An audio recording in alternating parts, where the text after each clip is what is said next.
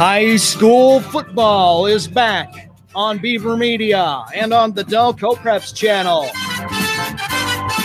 Tonight from Anderson, Indiana, the opening night of the 2018 season as the Yorktown Tigers take on the Anderson Indians.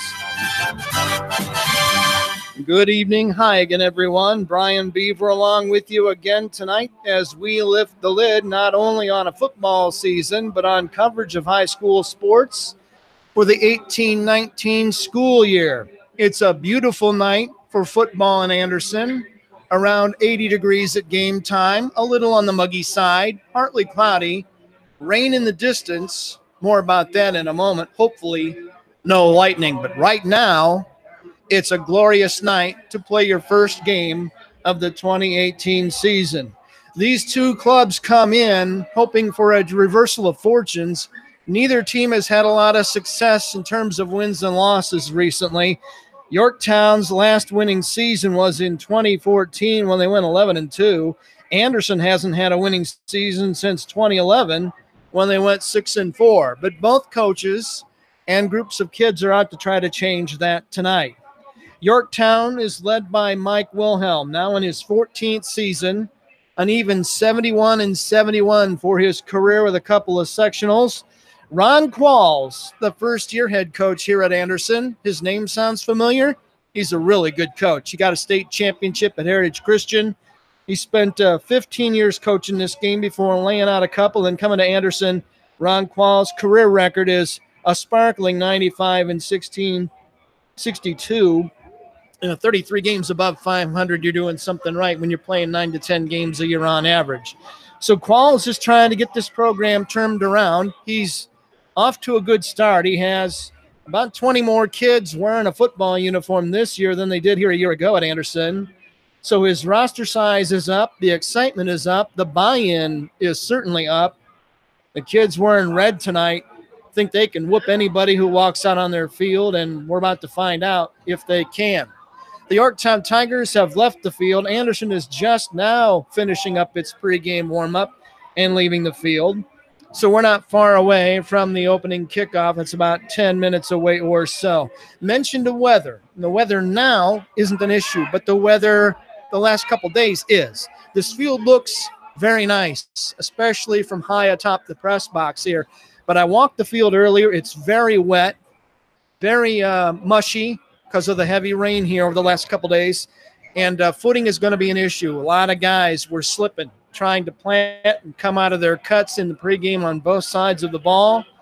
So they'll have to adjust to that tonight. Could be a rough night for kickers. The 10-yard line is where they spot the ball for extra points in high school. And I can tell you the south 10-yard line in the middle of the field is muddy, chewed up, and not a great place to kick. I used to be a kicker, and I can tell you I wouldn't want to kick there unless I had to. On the north end of the stadium at the 10-yard line, things are much better.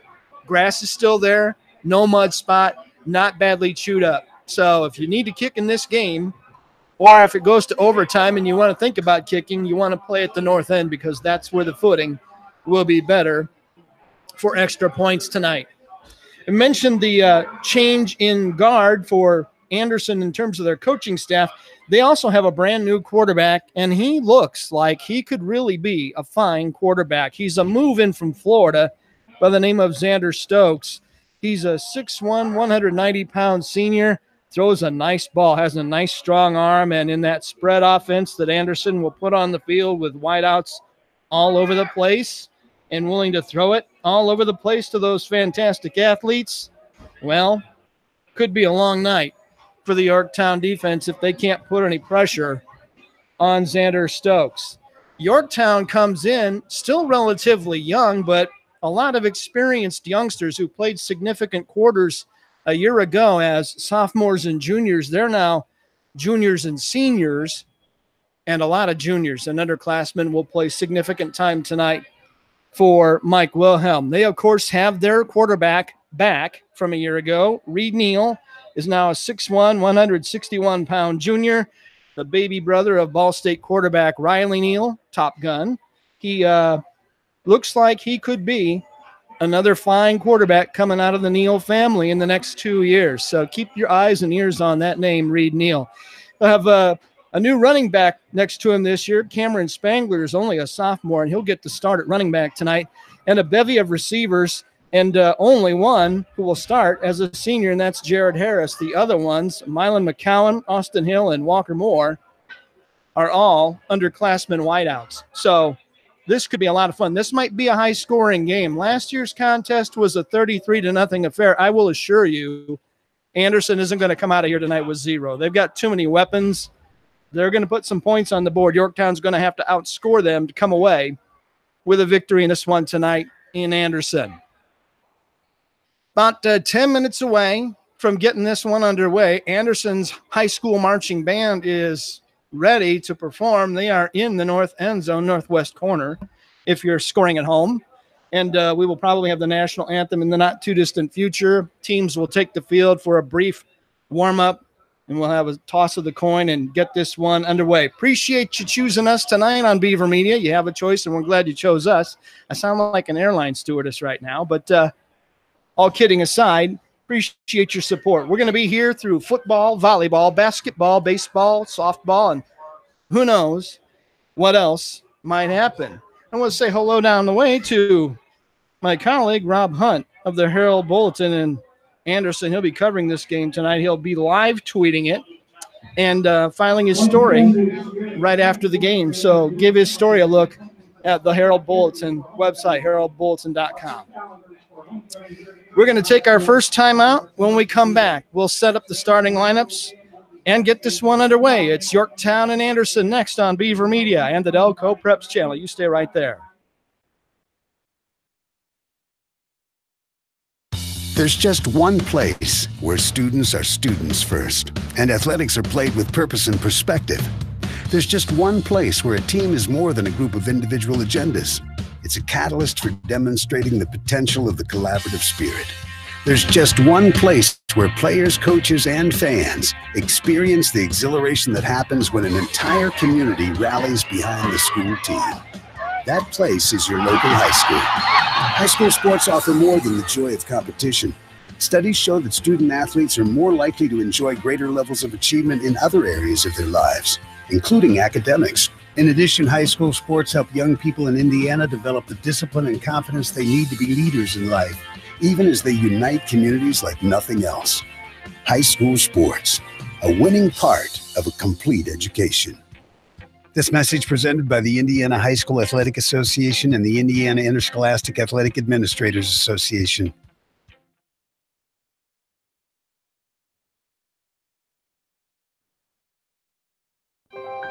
Who do I swim for?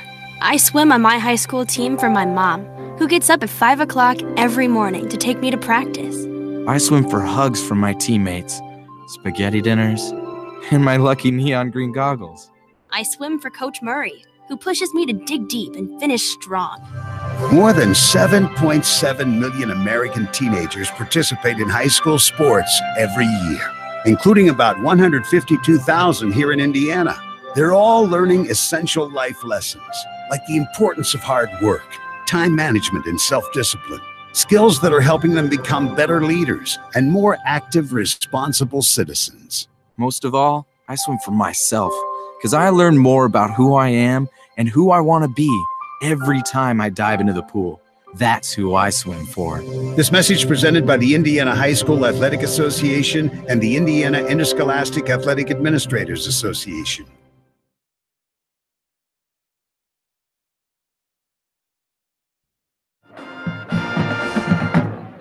Welcome back to Anderson High School.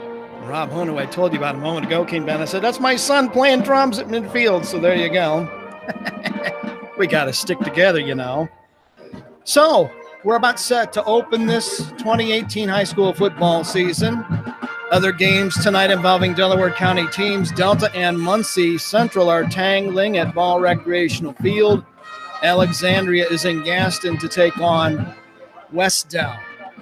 Yorktown, with a tough schedule being in the Hoosier Heritage Conference, they will play this one tonight. Muncie Central at home next week. Then they'll open the HHC part of their schedule with highly ranked New Pal at home on the 31st. Delta at home on September 7th, county rivalry game. On the 14th of September, Tigers go to Newcastle. They'll host Shelbyville on the 21st. Be at Greenfield Central on the 28th of September. And then in October on the 5th at Pendleton Heights. On the 12th, they'll host Mount Vernon. Now, the Anderson High School Marching Band with our Star Spangled Banner.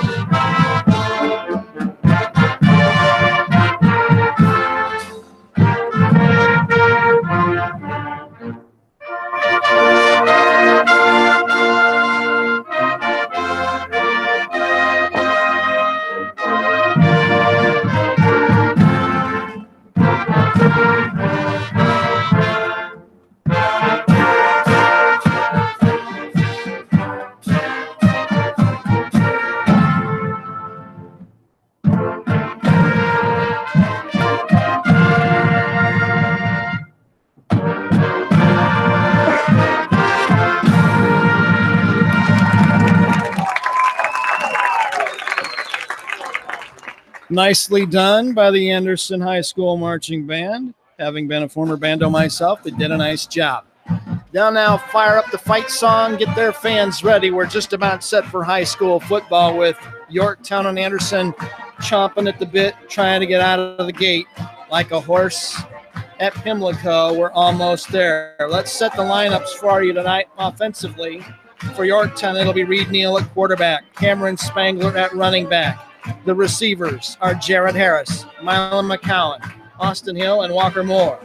The interior line has Dominic Contanzarite at center.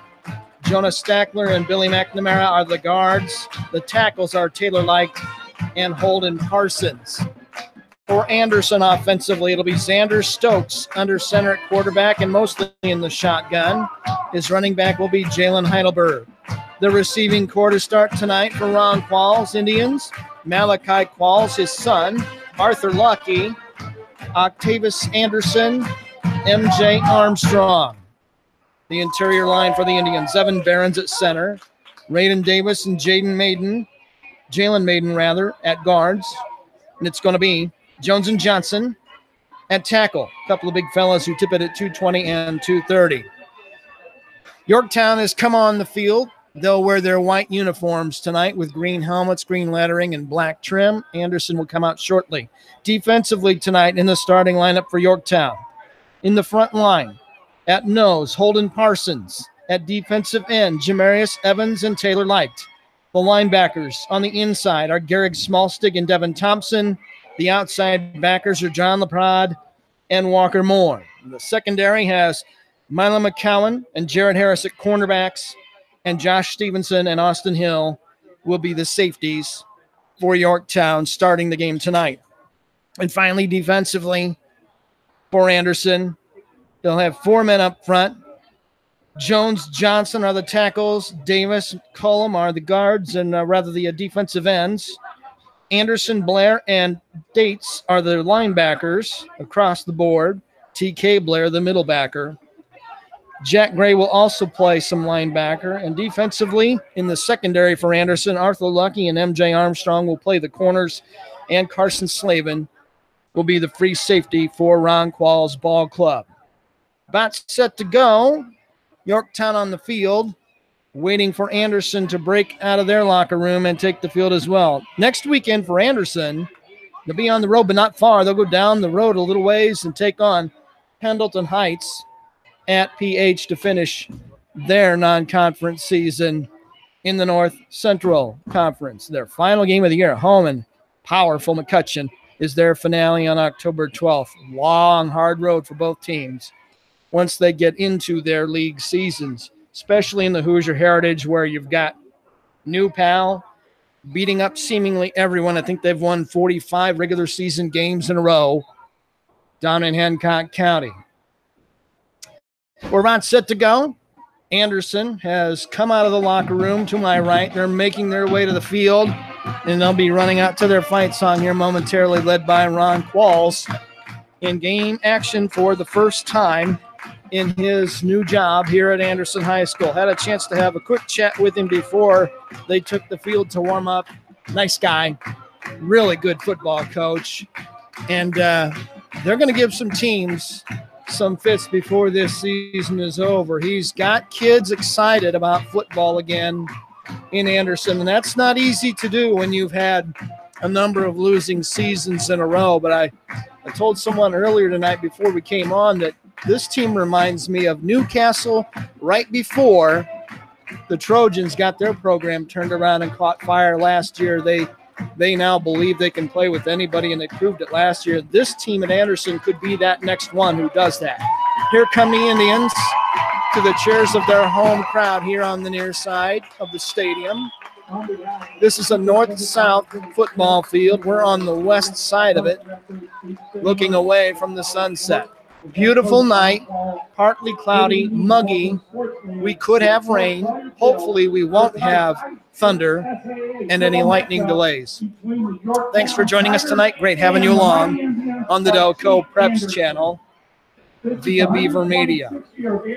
Captains have gone to midfield for Yorktown. That's Reed Neal out there. He's joined by Austin Hill, Jared Harris, and the fourth one is Matthew Grasso. Going out for Anderson.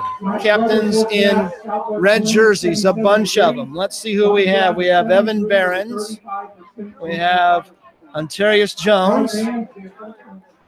Raiden Davis. Xander Stokes, the quarterback. And Arthur Lucky, the receiver. And he's got the cool name of the year so far. His name is Arthur Lucky, and he wears number 7. So he's Lucky 7. Yorktown has won the kick-off rights. They will take the kickoff and receive to start the game. So Yorktown gets a bit of a break to start this thing, and Yorktown is going to have the ball first tonight. Anderson in bright red jerseys, bright red helmets with the green and white stripe in, a green A with white trim, and they wear sharp-looking white pants with red and green stripes vertically down the side, outside of the leg. So it looks like football. Well, what a great sound. Hearing these teams warm up about half an hour ago, you hear the noise, the enthusiasm, the desire to play a great game that's kind of on the ropes.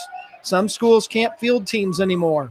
Others are struggling to field teams. Got to keep this great game going somehow. And the way you do it is by teaching them how to play right and then make them play right and get them excited about a great game. Is it dangerous? Yep, it is. A lot of things are. As long as you know going in what to do and when to do it, usually you're okay. That's my sermon for tonight. I love football. I'm not going to give it up easily. So Anderson will kick it away to start things tonight. They will kick from south to north and defend the south goal. Yorktown will move left to right across your field of imagination. That's north to south here in the first half. Clock is set for 12 minutes. We're almost ready to go. Taking the ball is Malachi Qualls. He was an all-state kicker a year ago and a pretty good player for his dad. Didn't play for him last year, but he will now. Here at Anderson, he is also a pretty good wideout. Not a huge kid, but pretty good size. He is listed at 6'1" and 180. So he'll play maybe both ways most of the night. He's a defensive back as well. And he's about ready to go. His dad has his team huddled up. He'll take the ball, give it to the official. He says, looks good to me. And we're about ready to go. Actually, he said, give me a better ball. How do you like that? Ball rejected already. At least it's not a Tom Brady inflation issue. At least I don't think so. About set to go. Great having you along. Yorktown across the way. They've brought a crowd to build across the way. About half the stands are full, if you want to estimate. And the Tongi squad, their student section, their organized students, are wearing neon colors I see bright green, hot pink, hot orange, hot yellow, blue. They look like a sherbet factory exploded. But they're enthusiastic, and you got to give them props. Probably 30 of them over there came over to make noise and support their fellow student athletes. We're about set to go. Yorktown will have a 3-deep receiving formation on the opening kickoff with Malachi Qualls teeing up the ball for Anderson. Qualls will put it halfway between the midfield X and the far hash mark. They'll put 4 men on that side and overload the near side with 7 defenders. About set to go. Let's see what happens on the first play of 2018. Qualls is a right-footed booter. Points to the ball. The official says, go for it, young man. The approach, the kick, high, short to the far side. It's caught on the run at the 25, straight ahead to the 40, out to the 43-yard line. Nice return for Yorktown as they unpile. Good field position for Yorktown. Couldn't get a number on that return, but good field position for Yorktown to start the night at their own 43-yard line.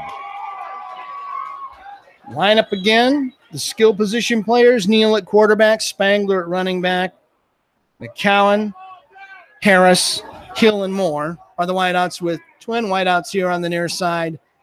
Spangler next to Neal. Now a man in motion this way. Long count, snap to Neal. He'll drop. Plenty of time. Throwing a deep ball. Man open near sideline. He's got it. He's going to go all the way for a touchdown.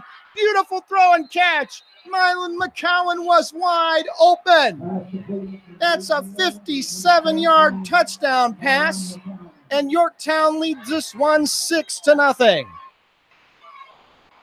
Wow. How do you like that? Well, they made me look smart. I said we'd have points. We've got points. 15 seconds into the game. On to try the extra point for Yorktown. I believe that's going to be Mitchell Dulworth. Right-footed soccer-style kicker. Short hop snap. Holder picks it up, tries to run. Heading for the far sideline. Can he get to the pylon? No. Now flags go flying in late. That was Garrick Smallstig who picked up the bad snap. We'll see if the penalty might be against Anderson. It may be. It's a face mask penalty against Anderson, and Yorktown is going to catch a break early and get another chance from the 1.5-yard line. Yorktown's going to go for 2. They need 4.5 feet.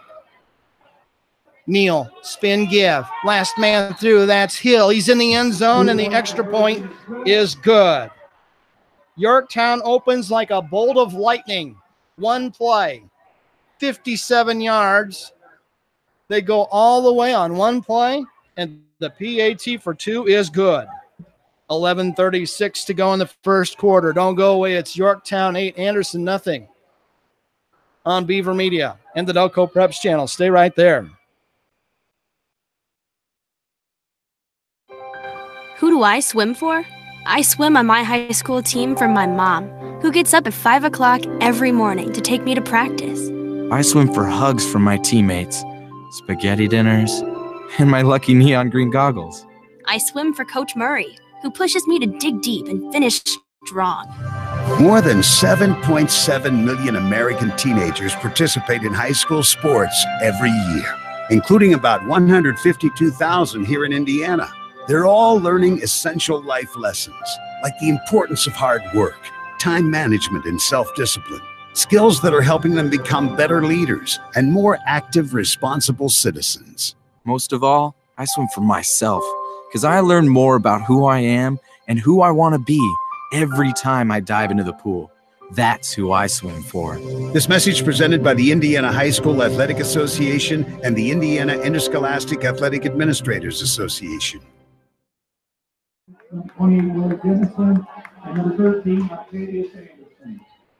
Welcome back to the ball game. We've played less than half a minute. Yorktown leads 8-0.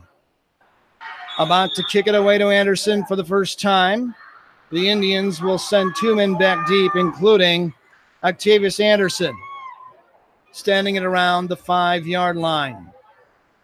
Yorktown to boot it away. It's going to be Jared Harris to do the honors for the Tigers. He's got it teed up right in the middle field on the X. Soccer style kicker, right footer. He's into his approach. Here's the kick. Short pooch kick. Here on the near side, taken at the 33 by a short man who takes it around the 37-yard line before getting punished. The return by Sam Cole, and it's 1st and 10 Indians. They have good field position at their own 37-yard line. So the Indians will try to get it going. Xander Stokes, the senior quarterback, will line them up in a spread. Lucky and Qualls and Anderson and Armstrong, the wideouts, with Heidelberg, the running back. So they'll break it, bring 2 men wide either side with the ball in the near hash, and the running back a step ahead and 2 steps to the left of the quarterback, Stokes. Gives the sign for the snap, waits on it in the pistol, turns, fires to the right side, caught but immediately taken down after a short gain of 2 yards.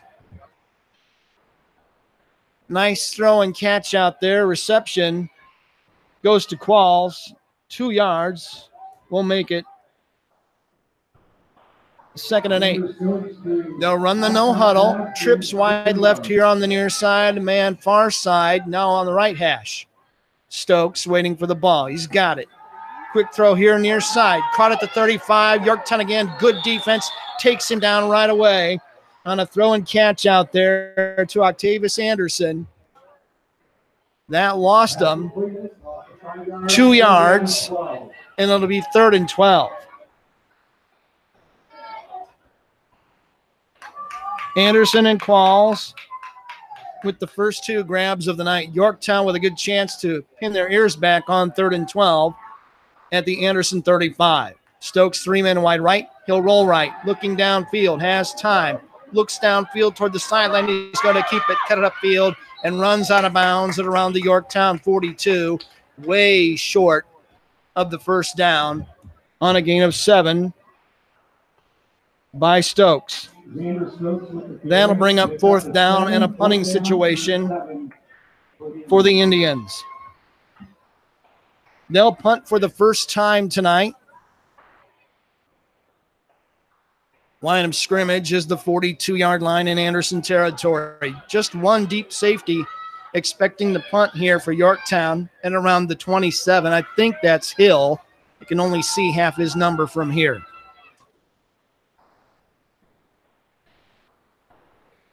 Anderson taking their time. High snap, but it's kickable. Punt nearly blocked. They ran into the punter. It's going to be a penalty.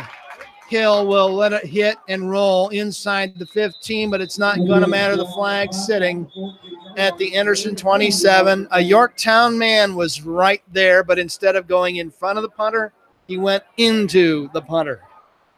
There it is. It's a personal foul, roughing the kicker. Anderson is going to keep the ball.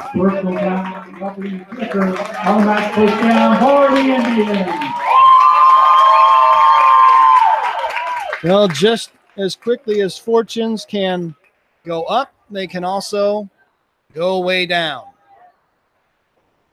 And what should be a Yorktown drive is going to be snuffed out, and Anderson will keep the ball on the penalty.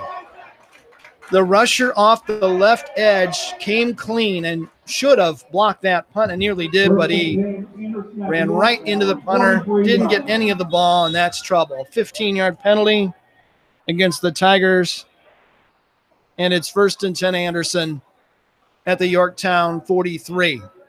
10-16 to go first quarter, 8-0 Yorktown. Stokes fires quickly in a slant, and it's caught for about a 6-yard gain. Malachi Qualls with the catch. They're going to give him 6 yards.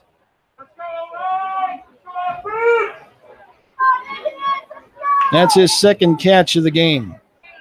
Quickly now, 2nd and 4 at the Yorktown 38. 3 wideouts here near side. 2 running backs, one on either side of Stokes, the quarterback. He claps, takes the ball. Heidelberg on the give, tries the right side, can't get much. Maybe 1 or 2 tops. It'll be 3rd down on a gain of 2.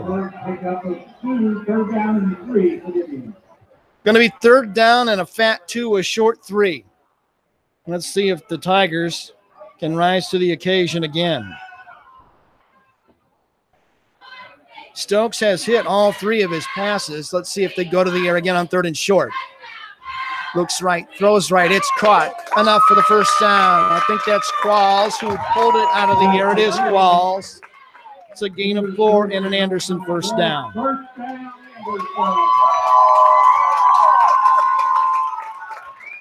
Nice grab by Qualls, good hands. 3 catches, 12 yards for him. Already in the game. 8:45 to go, 1st quarter. Yorktown scored on their only play from scrimmage, a long bomb. They lead 8-0. Qualls again with 1 running back. He'll give it to him. Heidelberg has it, tries the left side, nowhere to go. Great job by the Yorktown right side defenders who bottled him up. We'll call it a gain of less than 1. We'll give him 1 and make it 2nd and 9. Yorktown, right side of that defense, doing a nice job. 2nd and almost 10 to go.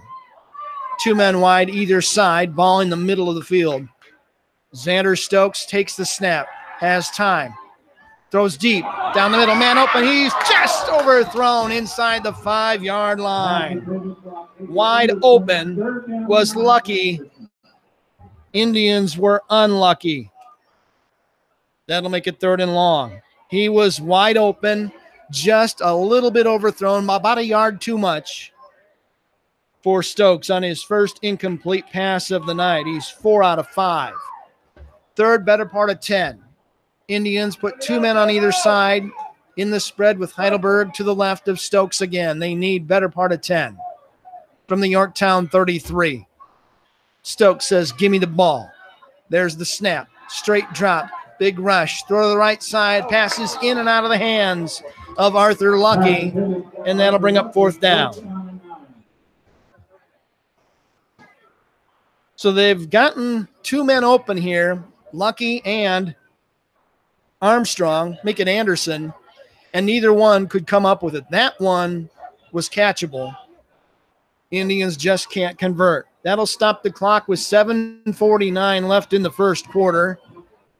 4 down territory. Yeah. Qual says, hey, son, let's go for it. Indians are going to try a long field goal. The platform will sit at the Yorktown 39. 49-yard field goal attempt coming up by Malachi Qualls. And now a timeout called by Ron Qualls. We'll keep it right here. If you didn't get in the game early, shame on you. You missed it.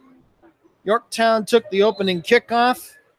Their first play from scrimmage, Reed Neal threw a beautiful ball down the near sideline to a wide open Mylan McCowan, who caught it behind the defense and ran away from him for a 57-yard touchdown. There was a face mask penalty on the extra point kick try when the low snap was picked up and Garrick Smallstick tried to run it in. He got yanked down by the mask. Yorktown took the real estate, went for 2, and got the 2 on a run by Austin Hill. So we're at 8-0 Tigers, almost midway through the 1st quarter. Yorktown with 1 first down, Anderson with 2, 1 by penalty, 1 by game on offense. So we'll see if Ron Qualls continues to go for the field goal coming out of the timeout. It's 4th down and 10 at the Yorktown 33. The ball is right in the middle of this field. It's not very crowned at all. It's almost flat. That's a good place to kick. This kid is a talented kicker. All-State a year ago. Let's see what he brings. They're not going to kick it. They're going to go instead. They put the offense back on the field and say, let's go for it on 4th and better part of 10 to go. Just under 10. 2 wideouts left, 2 wideouts right. Running back next to Stokes is Heidelberg. Here we go. Tigers looking for a stop. Stokes looks over the defense. Ball in his hands. Drops. Now flushed. He's sacked. It's fumbled. Yorktown's going to have it at the 36-yard line. Tigers come up with the ball. And the man who has it in his hands is Taylor Light. That's a sack. -6.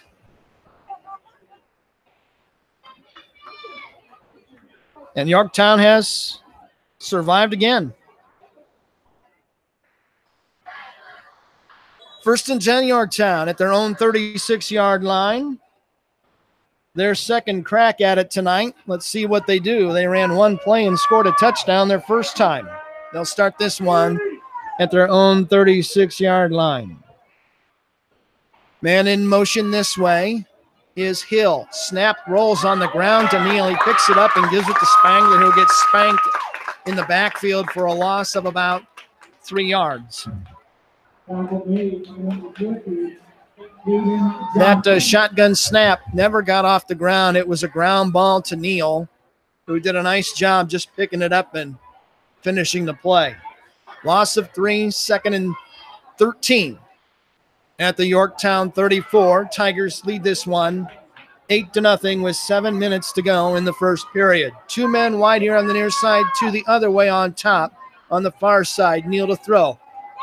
Nice throw over the middle. Nice catch by Austin Hill.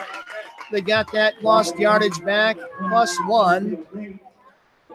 That's a gain of 4 on the throw from Neal to Austin Hill, his first catch of the night.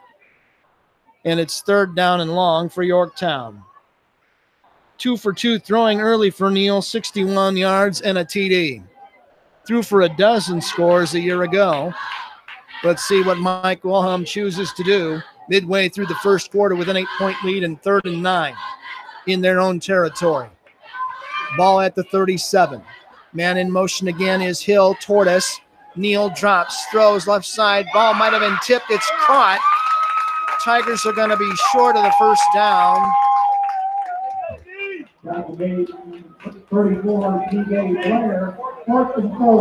It's a gain of 5 yards for Neal through the air. I couldn't tell who got that catch. It might have been McCowan.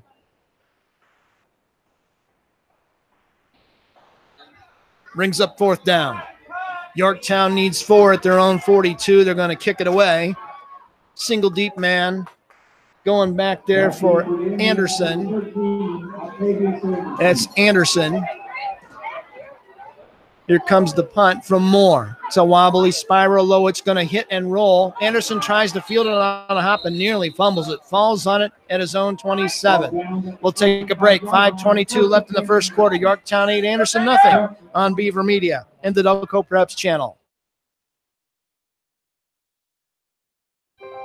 More than 7.7 million American teenagers participate in high school sports every year, including about 152,000 here in Indiana. They're all learning essential life lessons, like the importance of hard work, time management, and self-discipline, skills that are helping them become better leaders and more active, responsible citizens. This message presented by the Indiana High School Athletic Association and the Indiana Interscholastic Athletic Administrators Association. On first down, Anderson hands the ball off to Anderson on a sweep right. Short gain. Penalty flag goes flying in on the carry by Octavius Anderson. Let's see what they do. It's going to be a hold against Anderson. That'll cost them big. Flag sitting just across the 30-yard line. So a pulling lineman did not get away with something he should not have. And they'll march it off, and it's a big one. They'll take it all the way back to the 20-yard line. Anderson has had 2 penalties, only 1 against Yorktown. So make it first down at about 17 yards rather. And there's a handoff, and again, nothing doing as the Yorktown interior defenders just flatten Heidelberg for another loss. Lost about a yard. That'll make it 3rd and long. Line of scrimmage is the Anderson 16-yard line. They need the 37. 21 yards to go on 3rd down. Twin wideouts either side for Stokes, with Heidelberg, the running back, right next to him. Stokes takes the ball, and now flags come flying in, and there's whistles. It's going to be a penalty against Anderson. It's procedure against the Indians. Against the Indians. 2nd down and 25.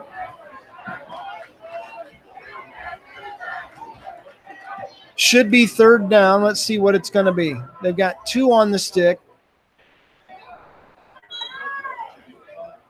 So call it 2nd down. Line of scrimmage is the 11. 26 yards to go. Stokes with wideouts all over the field. Has the ball. Under pressure. Got to throw it. He does. It's incomplete. Pass intended for a man over the middle. That was Keyshawn Lemon. No flags, just an incomplete pass, 3rd down. Pass incomplete, 3rd down and 25. Stokes started hot. He hit his first 4 throws. He's 0 for his last 3 for a total of 8 yards.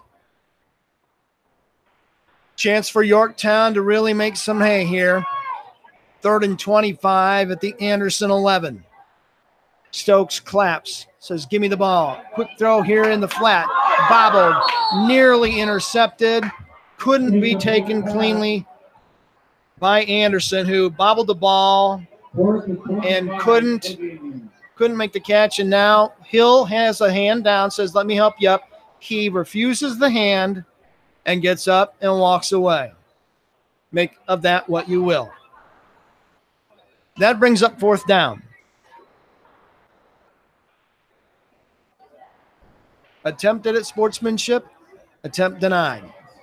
Punting situation for the Indians. Their punter will stand a yard deep in the end zone with the line of scrimmage at the 11.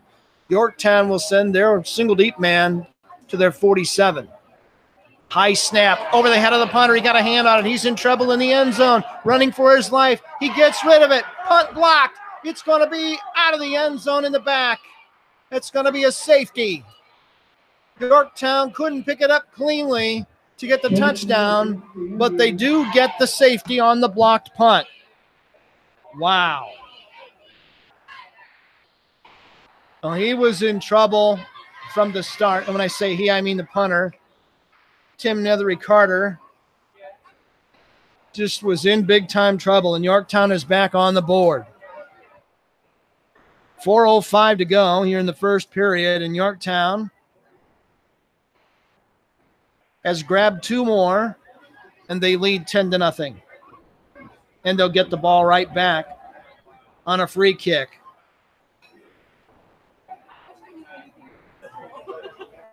Well, the 2 times Anderson has lined up in punt protect, they have not protected anybody. The first punt should have been blocked and was, and it turned into a penalty for roughing the kicker.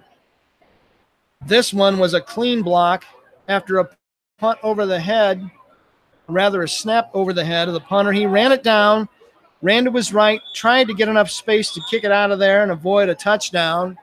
Yorktown blocked it, but no one could pick it up clean, and it rolled out of the back of the end zone. In fact, the pylon in the far back corner is still laying on its side instead of standing up. They'll see that eventually. But Yorktown comes away with 2 points and a 10-point lead with 4:05 to go here in the first period. The big play of the game, the first play of the game. A Reed Neal 57-yard bomb to Milo McCowan. And Yorktown hit pay dirt on their first play of 2018. They have not looked back since. Anderson will come out, line up. They'll free kick it from their own 20-yard line. They can either place kick or punt. It's up to them. Yorktown will send a trio of receivers back. The deepest one standing at the 30-yard line. I believe that's Austin Hill. It is Austin Hill. McCowan back there on the near side, about 10 yards in front of him. And on the far side, could be Jared Harris. Can't see his other digit. That is Jared Harris. So you got Harris and McCowan around the 40. And Hill. Wow. The kicker went 5 yards in front of the line of scrimmage to punt the ball away. That's a penalty. You can't do that. Oh, man. It's illegal procedure against Anderson. Their fourth penalty of the night. Yorktown has committed one violation. That'll back them up to the 15, and the officials probably tell him, son, you can't go beyond the 15 to punt the ball here. Another break for the Tigers. Yorktown out in front 10-0. That takes the air right out of the crowd. Anderson to punt it away on the free kick following the safety. Now the deepest Yorktown man is Hill at his own 40. Punt away, a spiral taken by Hill at the 40. He's got running room to midfield into Anderson territory. Down the sideline, he's untouched. He might take it to the end zone. 10-5, touchdown Yorktown. 61 yards. And the Tigers are on the board again. Wow, what a great return by Austin Hill. Found a seam, beep, beep, like the Road Runner, Gone. 16-0. Fantastic job blocking it on the far side. Unbelievable. When it rains, it pours. On to try the kick. Out of Smallstig's hold. Here it goes. It's up. Dulworth gets it through. Extra point is good.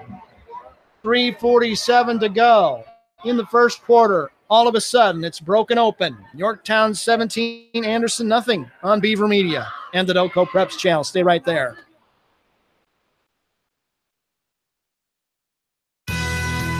It's the geometry teacher who mans the ticket window. It's the kid in grade school who paints her face blue and white before every home game. It's the accountants and salesmen and store managers who give up their Friday evenings to referee. It's the graduate who listens to the league championship game on the internet. It's the parent who sells ads in the school athletic program.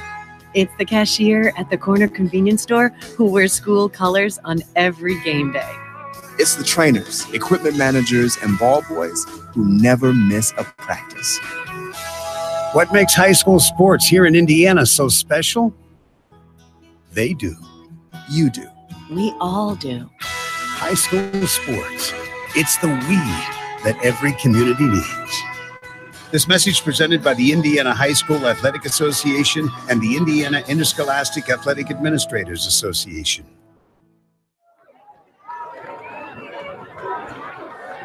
Welcome back to Anderson High School. Brian Beaver along with you. It's been all Yorktown so far in this season opener. 17-0 Tigers with 3:47 left in the first quarter. That was a beautiful free kick return. 61 yards for Yorktown by Austin Hill. Dulworth added the extra point to 17-point Yorktown cushion. Far from over, though. Way too many weapons on the Anderson side to put them away just yet. Twin deep men for Anderson. Looks like Willie Dennison across the way and Octavius Anderson here on the near side, both at around their own 10-yard line. Hand up, ready for the kick. Here comes Moore for Yorktown. He boots it. Short man, can't handle it cleanly, picks it up on a hop now at the 30, and he's buried right there. That's where Austin Hill's opponents will start their next drive. Hill's a busy guy. He does a lot of things on this team, including play safety on defense. So the Indians will try to get untracked. They've had more penalties than first downs. And they'll start this drive at their 30-yard line, their third possession of the first quarter. They haven't scored a point yet. Stokes still in the gun. Pistol, really, 5 yards back of his center, waiting on the snap. And there it is. Quick turn to the right. Quick throw in the flat. Caught. Heading for the sideline is Qualls. He might have a first down. Takes it out around the 40-yard line, depending on the spot. And let's see where they put him down. They're going to put him down at the 41, and that's a first down. Nice catch and throw from Stokes to Qualls. 11 yards on the gain.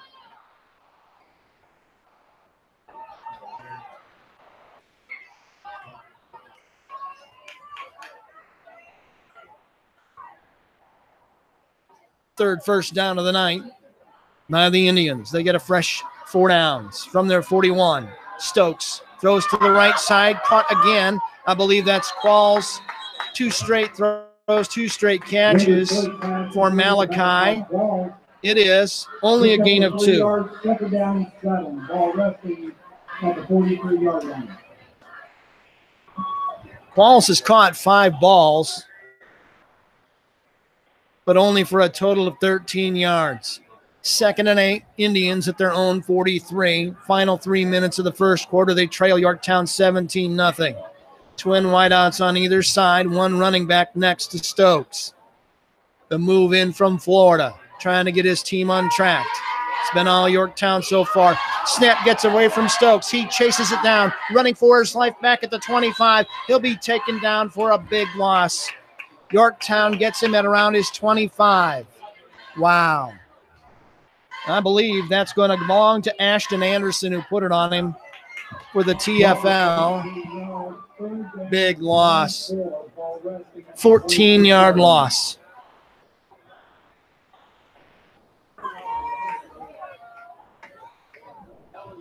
That'll bring up 3rd and forever. They'll spot the ball at the Anderson 26. They need the Yorktown 49 for a first down. So they need 25 yards on 3rd and long. 2 receivers each side as Stokes takes the ball. Short drop, under pressure, needs to get rid of it. Gets away from one man. Now he's evading another. The 3rd one gets him, though. Short gain on the scramble by Stokes. Couple Yorktown defenders were there to get him. Might have a Tiger hurt on the play, and we do have a Tiger down, and that's Garrick Smallstig, and the officials take a timeout. 3-yard pickup for Stokes. And that'll bring up 4th down. First, though, they tend to Smallstig, who's up and running off the field, bent over at the waist, holding his left hand or wrist. Not sure what the problem is, but the fact that he's up on his own and off on his own is a good sign. Kevin McNamara, the Yorktown trainer, and his staff will tend to him across the way. So another punting situation for Anderson. And this time, Malachi Qualls is going to punt. He's saying to his teammates, hurry up and line up. The play clock's at 5. They got to hurry. Line of scrimmage, the 28. Short snap. He's got to try to get it. It's blocked again. Yorktown blocks another punt. Qualls picks it up. Scrambles for his life. The Tigers take him down at the 19-yard line. Yorktown has blocked the last 2 Anderson punts, and the Tigers are in business big time. They'll start this drive at the Anderson 19-yard line. 1:33 to go in the first quarter. 17-0 Yorktown. In fact, they'll put it at the 18-yard line. So the Tigers will start this drive in the red zone. At the Anderson 18 ball here on the near hash, that's the right side as the offense moves left to right for Reed Neal. Sends 3 men wide left, 1 wide here near side. 1 running back next to it. Neal, man in the flat, fires, hits him. Short gain. In fact, it's going to be a loss. Complete pass, but a -2 on the catch and throw. The catch made that time by Josh Stevenson. And number 13, Octavius Anderson. Loss of 2 yards. -2 on the completion. Reed Neal has hit all 4 of his throws. 2nd and 12 for the Tigers as they knock on the door. Final minute of the first quarter. Already leading 17-0. Neal with a running back to his left. They'll give it to him as he tries misdirection right side. That may end up being the final play of the quarter. That was a short carry for no gain. Justin Wales with the carry for Yorktown. No gain. It's going to be 3rd and long. Ball back at the Yorktown 22. They need 14 yards here on 3rd down. Neal will break the huddle. 2 men wide near side. Make it 3 near side with a man in the slot. 1 wide left across the way. Neal looking right. Has time. Now he's flushed. He's going to be hit and taken down for a sack. Loss of a yard on good pursuit that time. Yorktown couldn't stop Marcus Cullum. Cullum comes up with the sack, paper or plastic, and that's the final play of the period. Loss of 1 for Neal, and that'll do it for the quarter. We've played 12 minutes in Anderson. It's been all Yorktown. We head for the break. Yorktown 17. Anderson nothing. We'll switch the field. Back with more after this on Beaver Media and the Delco Preps channel. You stay right there.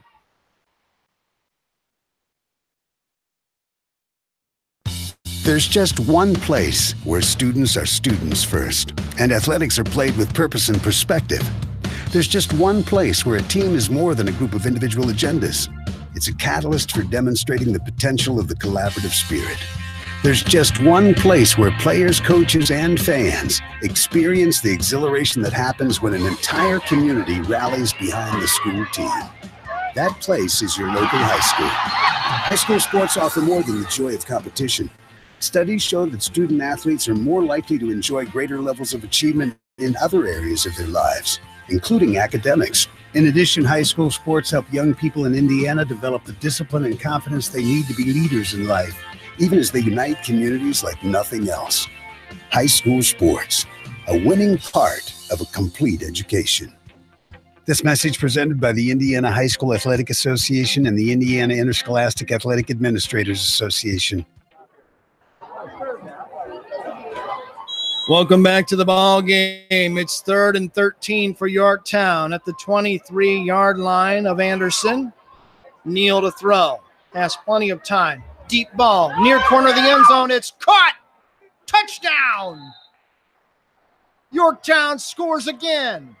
A deep ball. Caught just before the goal line on the near side front corner, and it goes to Josh Stevenson.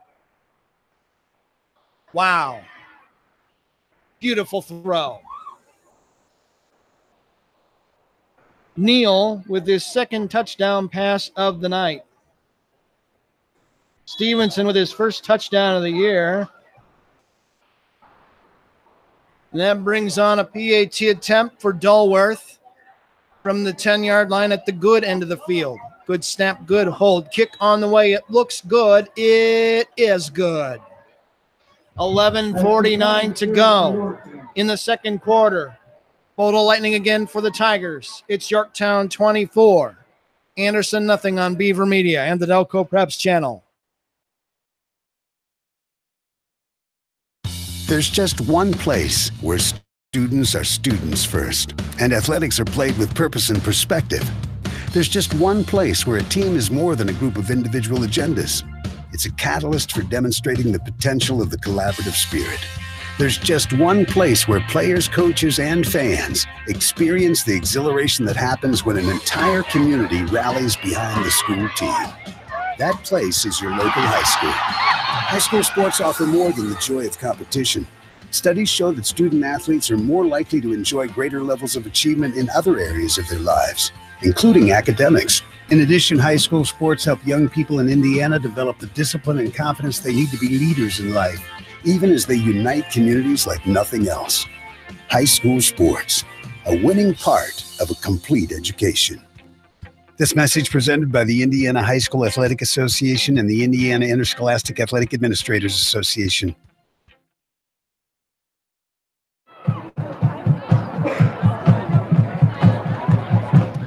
We're back at Anderson High School. First play of the second quarter is a scoring strike from Reed Neal to Josh Stevenson for Yorktown. Dulworth tacks on the kick. And 11 seconds into period number 2, it's Yorktown back on the scoreboard, leading 24-0. Now moving right to left, kicking away from south to north. Here comes Moore to do the honors. Short kick, line drive taken by a short man at the 35. Straight up the field to about the 42, make it the 43-yard line before Yorktown manages to stop him. That's Marquise Cullum, I believe, who took it. Good field position for the Indians. They'll start this drive at their own 43. Indians have had the most trouble in the punt game tonight. One near miss that turned into a roughing the kicker. The next two punts were blocked by Yorktown and led to a touchdown and a safety. Stokes with 2 wideouts on either side from the far hash on first down. Yorktown showing blitz. They don't. Here's a throw in the flat. Tip nearly intercepted. Yorktown nearly picked it off. Incomplete pass. A great diving attempt by one of the safeties to come up with it, but he short hopped it. It'll be 2nd and 10. Very nearly picked off. You look at the score sheet. Yorktown has 2 first downs and 24 points. Anderson has 3 first downs. On 2nd and 10 from the Indian 43. Triple wideouts here on the near side. That's the right side of the formation. Toss sweep to Heidelberg. He's tripped up in the backfield and goes down with his knee on the ground as he tried to get back up. There's that footing issue we told you about earlier. That's a loss of about 2, and it'll be 3rd and long.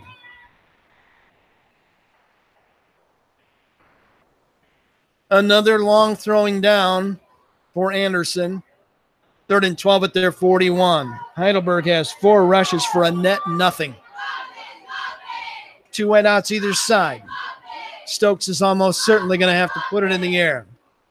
Has the ball rolling right toward the near sideline. Fires on the run. Caught by Qualls. Nice catch. He's out of bounds at about the 49-yard line. Let's see where they spot him. We have another flag on the field in the Anderson backfield area. That's probably going to wipe off that pretty completion to Qualls. Here's the signal, holding against Anderson. It will wipe off a gain of about 8 yards. Yorktown deciding whether to take the penalty or take the result. And I think they're going to march them back toward the north goal line. Penalties have been very costly for Anderson tonight. Already with 5 in the game unofficially. And they'll step it off against the red and white. That'll put them back on their own 26-yard line. 32 penalty yards against Anderson already. That might be more than Anderson's total offense in the game. So now 3rd down becomes a mile. They need the Yorktown 47. They're starting at the Anderson 26. They need 27 yards here on 3rd down. Good time for Yorktown to get a pick. Token pressure. Fires down the middle. Caught on a beautiful catch. That's Lucky, Arthur Lucky, who caught it at the 40-yard line, tumbling down. It's a gain of 13 yards, but it's 4th and long. I would call that a lucky catch, but that would be a bad punt. He made a nice play on the ball. Just not going to be nearly enough. 4th down. 14 yards to go. Punting time for Malachi Qualls and the Anderson Indians. Line of scrimmage, the 39 in Anderson territory. Deep man for Yorktown is Austin Hill at his 25, and a timeout called by Anderson. We'll keep it right here. Indians have struggled. They have 34 yards passing. They have a -10 in the ground game, so their total offense right now is 24 yards, and they have come up with 32 yards in penalty yardage. Tells you what kind of night they've had on the red and white sideline. Ron Quall says, let's talk it over, with Yorktown already out in front, 24-0. 10:13 to go in the second quarter. Good crowd here on the Anderson side of the field, and late arrivals for Yorktown across the way. That visiting side now about 3/4 full. Good for them. When play resumes, it'll be 4th down and 14 yards to go for the Anderson Indians. They have struggled mightily. Now they'll break the huddle on the sideline and go out and line up in punt formation. The last 2 punts have been blocked by Yorktown. Can they make it 3 in a row? Austin Hill waiting on it at his 27-yard line. Paul standing at his 26. Good snap. Time to kick it. He gets this one away. High, wobbly. It'll be allowed to hit the ground at the Yorktown 35. It hit one of the Anderson defenders, rolled to the 31, and that's where they'll kill it. It'll be Yorktown ball. 10:04 to go before halftime. Yorktown 24, Anderson nothing on Beaver Media and the Delco Preps channel.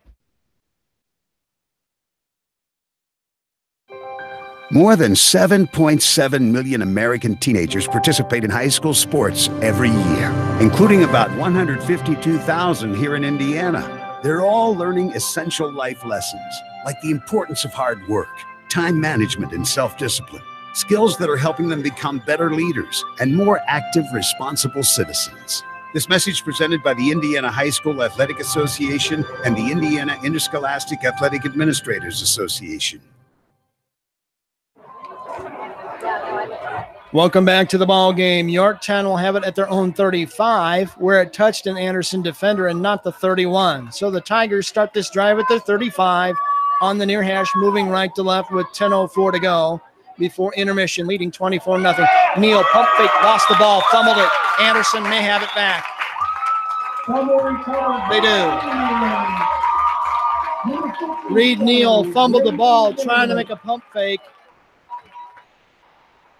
The ball covered by Anderson deep in Yorktown territory at the 30. -5 for Neal on the fumble. And now Anderson has a chance to do something to get on the board. By far their best field position of the night at the Yorktown 30. Let's see if Anderson can get on track. An even 10 minutes to go, second quarter. They trail by 24. Stokes, 2 wideouts either side. Time to throw. Throws the ball here on the sideline route. Incomplete. Intended for Arthur Lucky. Defended that time by Yorktown's Cameron Spangler. It'll be 2nd down, 10 yards to go.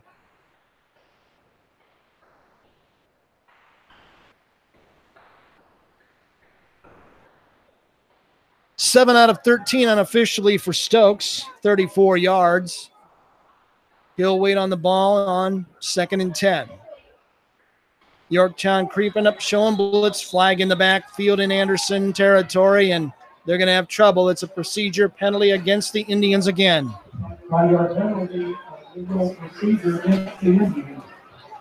Indians have just struggled to play a clean game. And I don't mean clean dirty. In terms of sportsmanship, I mean clean, error-free, crisp, well executed. They just have struggled so far. Rome wasn't built in a day. 2nd and 15. Stokes with 2 wide either side. Drops deep throw here on the near side. Qualls with a nice catch. Struggles forward. takes it to around the 27-yard line. That's a gain of about 7 or so.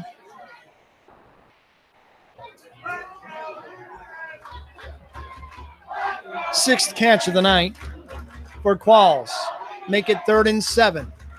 Indian ball in Yorktown territory at the 27-yard line. They need to get inside the 20. Stokes looking left. Has time. Throws over the middle. Caught. Inside the 20 to around the 15-yard line. Good for a first down. Catch made by Armstrong. Takes it to the 15. Gain of 8. First down, Indians. Their 4th first down. The Stokes will line him up fast on first down. Looking over the middle. He's got a man. He throws to the end zone. It's in and out of the hands of his receiver. And a flag on the play at around the line of scrimmage. We'll wait for the signal. He had a man open in the end zone briefly. Might have waited a tick too long to cut it loose.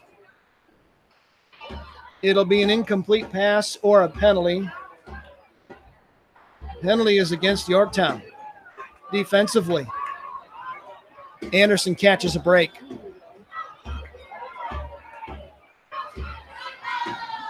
Second penalty against Yorktown. It'll move the ball to the 10-yard line.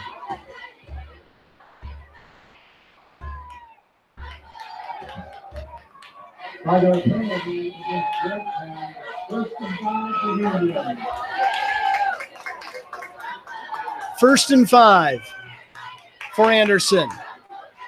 Ball sitting right on the Yorktown 10-yard line. They need the 5 to get a fresh 4 downs. 10 yards would get them a score.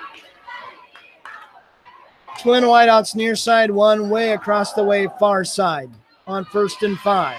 Anderson trying to break the ice. Rolling right, throwing to the end zone. Caught. Qualls. Did he get inside the pylon? Waiting for the signal. Yes! Touchdown! Anderson. Stokes with a 10-yard strike to Malachi Qualls. And Anderson has broken the ice, trailing 24-6. Beautiful catch by Qualls and an even better run to get it in the end zone. He had to battle his way inside the front near side pylon, and he did.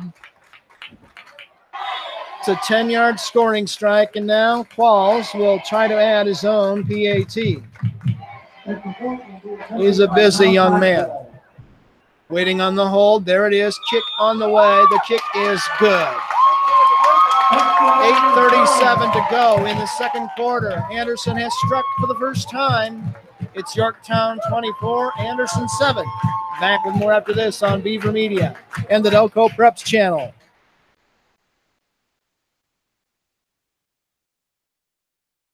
There's just one place where students are students first, and athletics are played with purpose and perspective. There's just one place where a team is more than a group of individual agendas. It's a catalyst for demonstrating the potential of the collaborative spirit.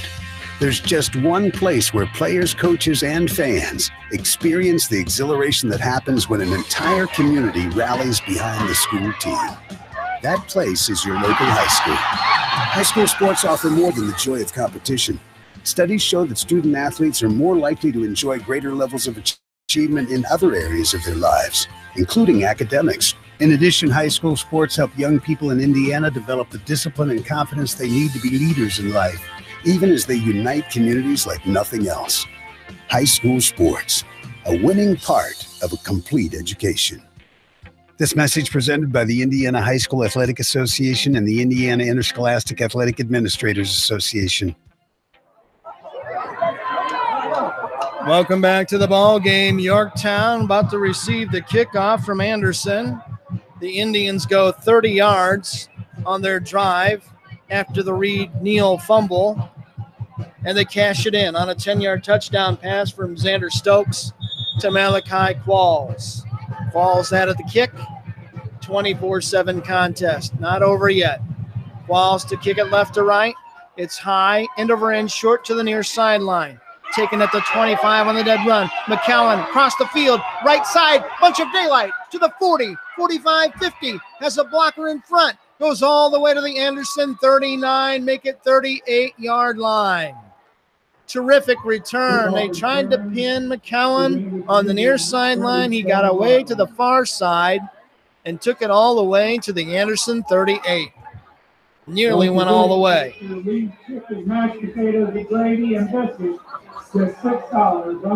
So fantastic field position for Yorktown.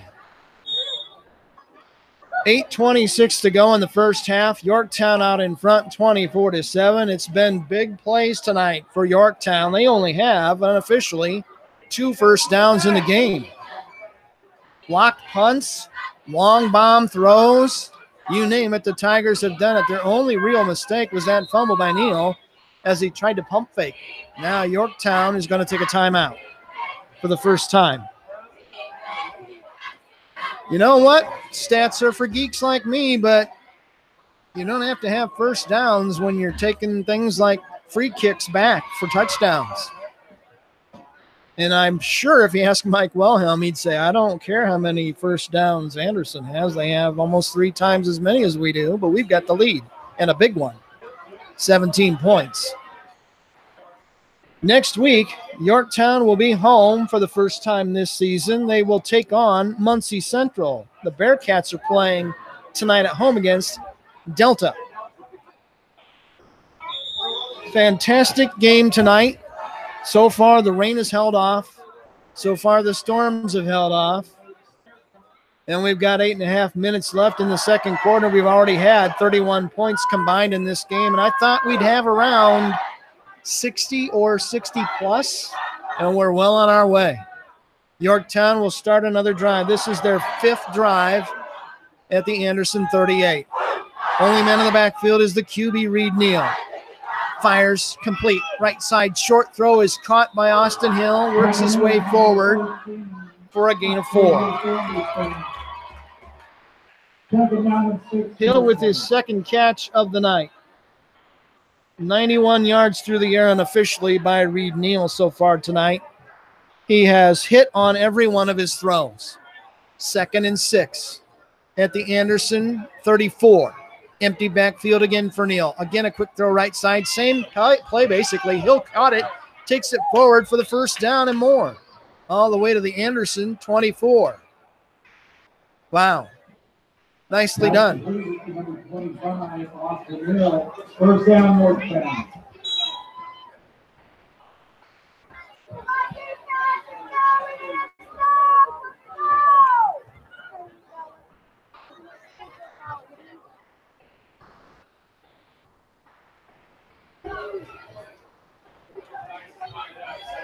First and 10, Yorktown. Fumble on the exchange. Yorktown falls on it for a loss of 4 yards.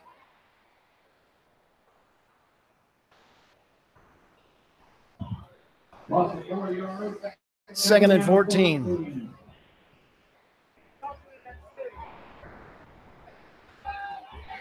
Stops the clock temporarily. We're under 7 minutes to go in the first half. Tigers leading 24-7.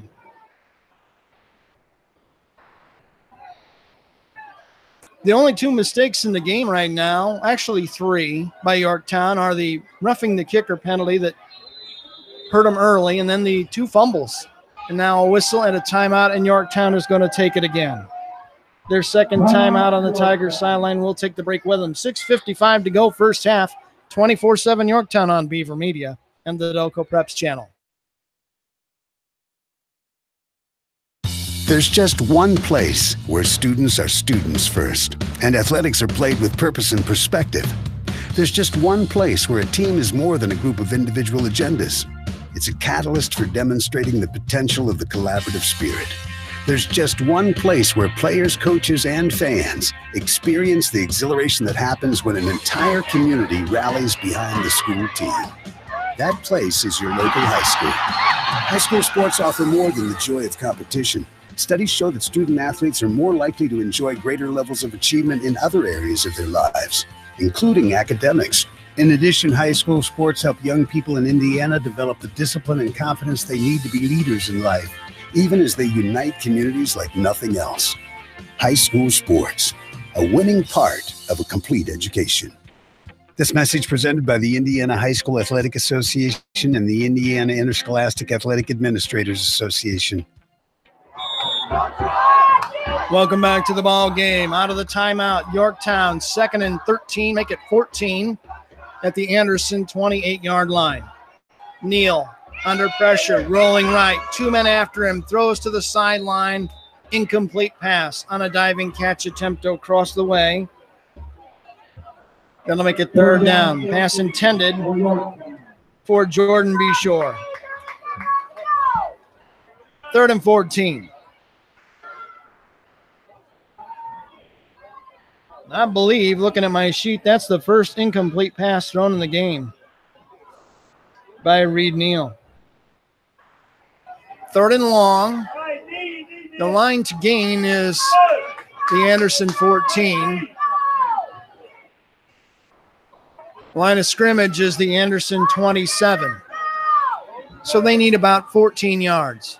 3 men wide here on the near side. Fake handoff. Rolling left. Has time. Deep ball to the end zone. Man out there. It's going to be no signal yet. Caught. Touchdown. Juggling catch made in the end zone. A beautiful one. Walker Moore. It's going to be overruled and called incomplete. Another official had a good look at it. I waited a long time because the official right on top of the play couldn't really tell. They're going to wave off the touchdown and call it incomplete. And I think they got it right, really, in the end. That'll make it 4th down. Even so, that was a beautiful throw and a catch in traffic that got juggled and probably hit the ground as he was coming down by Walker Moore. Who's a handle? He's a 6'2" and 232 at wideout. Yeah, you're not going to find many DBs who can physically muscle him for a ball. 4th down. They've got it sitting at the 26-yard line of Anderson. They need, Yorktown does, the 14. They need about 12 yards. 1 back next to Neal. Twin wideouts either side. Neal pumps, fakes, sacked. Back at the 32. The pocket collapsed on him. They're going to give the sack to Jack Gray of Anderson. That'll give the ball back to the Indians. I don't know what all the discussion is about. Is there a penalty marker on the field that no one saw? Maybe. Official here is tucking it back in his pants, so there must have been a flag. The play was a sack for a big loss of about 5. Let's see as they unwind it here. The officials confer with one another. The official spotting the ball is standing at the Anderson 32.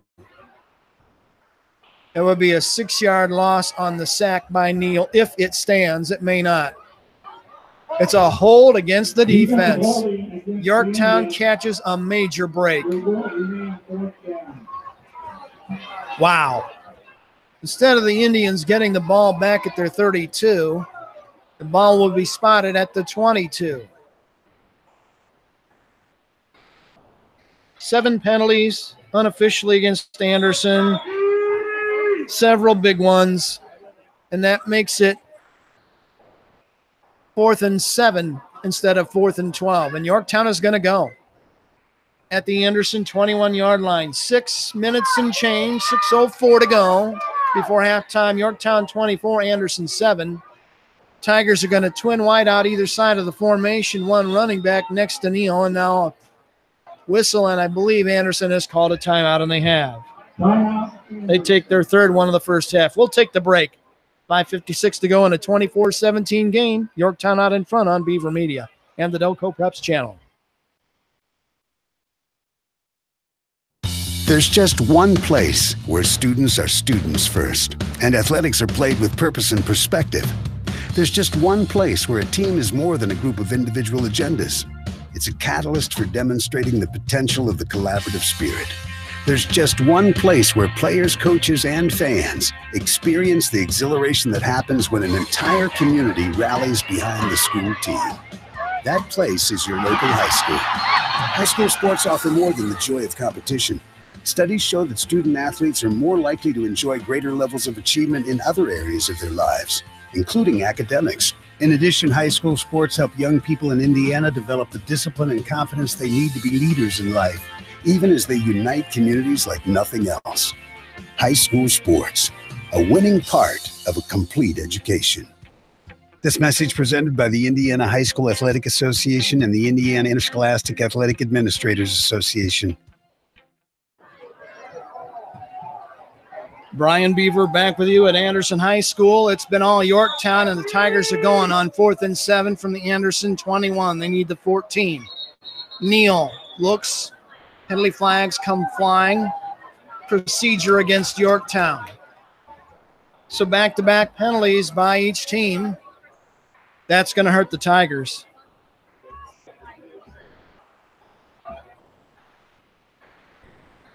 I've got them unofficially for 3 infractions in the game. That'll back the ball up to about the 26. Tigers are still going to go. With 5:54 to go in the first half, you're already up 24-7. You might as well go. Anderson really has only stopped Yorktown one time tonight defensively. So the Tigers put twin wideouts on either side. Single setback with Neal, who stops, drops, rolls left. He's in trouble. He's rolling against the grain. Cuts it upfield to the 20, to the 10, down the sideline. Bumped out of bounds. I think we've got another flag on the edge. They'll mark him down at the 10 if the play stands. Gain of 16 on the scramble by Neal. No flag. First and goal for Yorktown. That was a nice 16-yard run by Neal, who turns lemons into lemonade. His best run of the night. Third first down of the game by Yorktown, and the ball just inside the 10-yard line. So it's a goal-to-go situation with 5:46 left in the first half. Ball on the near hash. Neal has it. Gives to Spangler. Twists his way into the inside of the Anderson defense for about a yard. Second and goal. Pick up of 1 yard. 2 carries on the night for Spangler for a net -2. It'll be second down and goal to go from the 9. Yorktown has scored on big plays all night long. 2 men wide left, 2 men wide right. Single setback for Neal on second and goal from the 9. High snap. He fakes the handoff and trips. Slips, really. We talked about that footing. He goes down at the 14-yard line. 5-yard loss.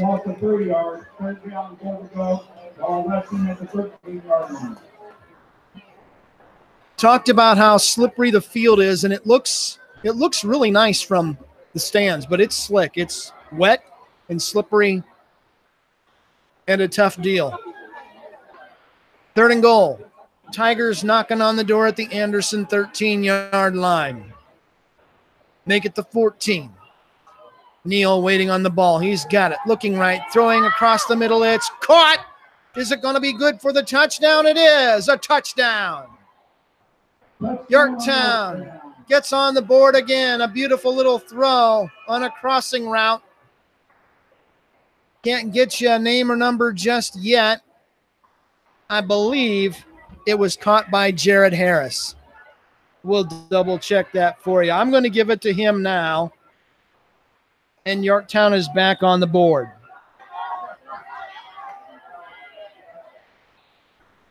On to try the PAT, Dulworth. In fact, I think it's going to be his mate down there who gets the job this time. It is 48, and that means it's Dulworth, and he boots the extra point through. 4:21 to go here in the first half. Yorktown all over Anderson, 31-7 on Beaver Media and the Delco Preps channel. Stay right there.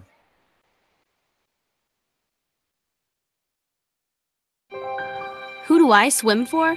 I swim on my high school team for my mom, who gets up at 5 o'clock every morning to take me to practice. I swim for hugs from my teammates, spaghetti dinners, and my lucky neon green goggles. I swim for Coach Murray, who pushes me to dig deep and finish strong. More than 7.7 million American teenagers participate in high school sports every year, including about 152,000 here in Indiana.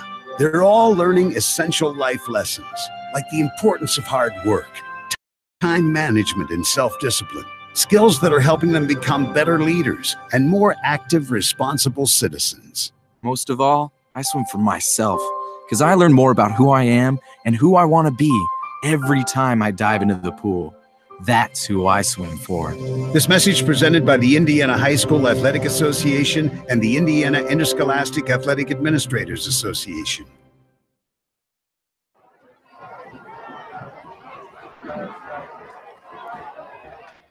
We have 4:21 to go before halftime here in Anderson. Yorktown scores on a pass from Reed Neal to, I believe, Jared Harris in the crowd. Tough to make it out. Extra point was good by Dilworth. 31-7 game with Yorktown in front. Tigers about to kick it away. There it goes. Ground ball down the middle. Taken by a short man at around the 27-yard line.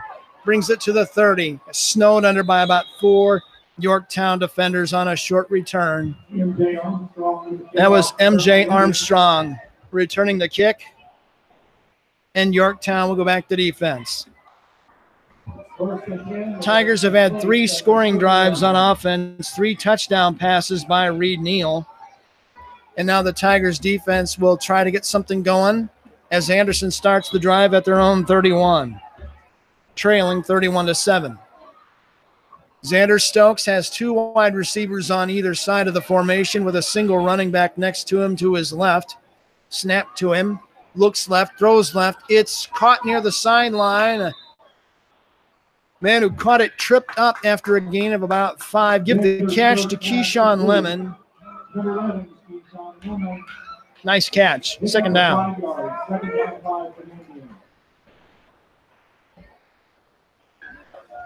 Indians have thrown the ball 17 times in the game. Clock under 4 minutes to go. Stokes on 2nd and 5. Rolling left, in trouble, trying to get it out of traffic. Cuts it up the sideline, runs out of the field of play at the Yorktown bench. He'll be close to a first down. Let's see where they mark him. They'll give him a gain of 6 and a first down.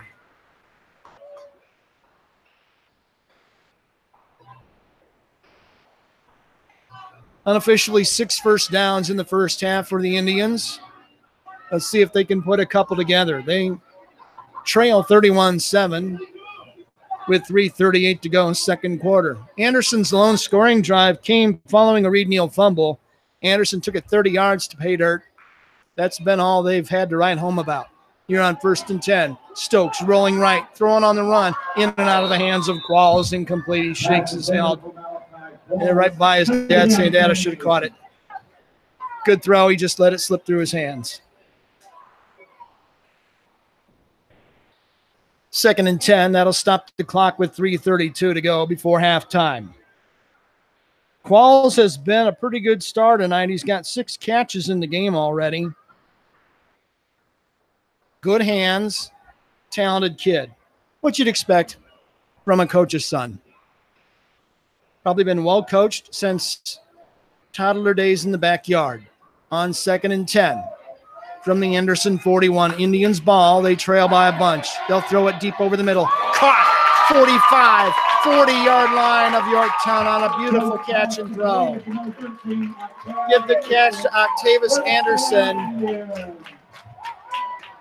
Gain of 19 and another Anderson first down. Make it 18.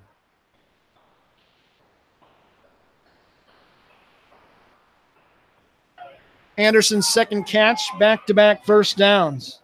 Anderson has a drive going at the Yorktown 41.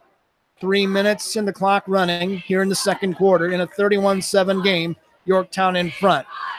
Stokes pumps, cuts it upfield. He was under pressure, got 2 yards as he scrambled forward to make it second down.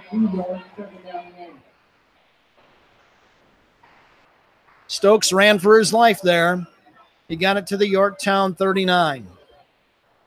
They'll hurry up again in the no huddle. 2nd and 8. 2:30 to go before halftime. You want to get points here if you're Anderson. Get some momentum going into the locker room. Stokes will roll right on 2nd and 8. Firing to the near sideline. Caught. Lucky's got it. Pushed out of bounds at the Yorktown 33. It'll be short of the first down. Give him a gain of about 4 yards.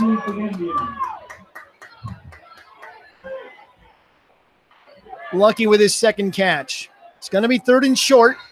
3rd and 2. A Yorktown player is down, holding his right calf. Let's hope that's just a cramp for Walker Moore. Typically in this early season, muggy, hot weather, this happens from time to time. I hope that's all it is. As Kevin McNamara, the trainers from Yorktown, come out to take a look at Walker Moore. He's got his helmet off. We'll take a break. 2:17 to go before halftime. 31-7 Yorktown on Beaver Media and the Doco Preps channel. It's the geometry teacher who mans the ticket window. It's the kid in grade school who paints her face blue and white before every home game. It's the accountants and salesmen and store managers who give up their Friday evenings to referee. It's the graduate who listens to the league championship game on the internet. It's the parent who sells ads in the school athletic program. It's the cashier at the corner convenience store who wears school colors on every game day. It's the trainers, equipment managers, and ball boys who never miss a practice. What makes high school sports here in Indiana so special? They do. You do. We all do. High school sports. It's the we that every community needs. This message presented by the Indiana High School Athletic Association and the Indiana Interscholastic Athletic Administrators Association. Back to action. Pass tipped in the air. It's caught. Yorktown's intercepted it. Taking it down the sideline. A touchdown saving tackle by Stokes on an interception by Jamarius Evans, who jumped up, knocked it down, plucked it out of the air, and ran it all the way back to the Anderson 21-yard line. What a great play. First interception of the game by either team, and Yorktown is in business at the 21-yard line of Anderson. Still plenty of time to score again with 2:03 to go before halftime. That's a huge turnover. Anderson was in position to drive down, get points. Evans is a defensive end who just timed his leap, gobbled it up, was able to catch it clean and run it down the sideline, returned it about 40 yards, maybe 50. 1st and 10 Tigers at the Indian 21. Twin wideouts on both sides. Neal fakes, gives it inside. Running back is pounded and punished. Ball came out. He fumbled it, but it was ruled down. Wow. Welcome to big-time football, Justin Wales, who got his bell rung after a gain of 1. Wow. Nice hit by the Indian defense to make it 2nd and 9. Clock rolling. 1:33 to go before intermission. Neal goes to the far side hash to get the call, runs back to his huddle. Clock is running down as they take time to break the huddle. Now down to 1:20. Twin wides either side. Single setback. Neal on 2nd and 9. Fakes, rolls right, looking to the end zone. Fires over the middle, caught by Hunt. He takes it inside the 5. Check it inside the 10. And it was Hill, not Hunt. Hill with the catch and the first down. Wow. 15-yard gain on the throw by Neal and the catch by Hill. That's a Yorktown first down. The Tigers are in business with under a minute to go. 1st and goal. Handoff goes inside to around the 4-yard line. They'll unpile it. That was Spangler that time, who got about 5 yards. 2nd and goal from the 4. 28 seconds to go in the half. Yorktown's got to hurry. Neal has it. Wants to throw. Now under pressure. Rolling right. He's going to have to just throw it away, and he does. Out of bounds to stop the clock with 16.3 seconds to go.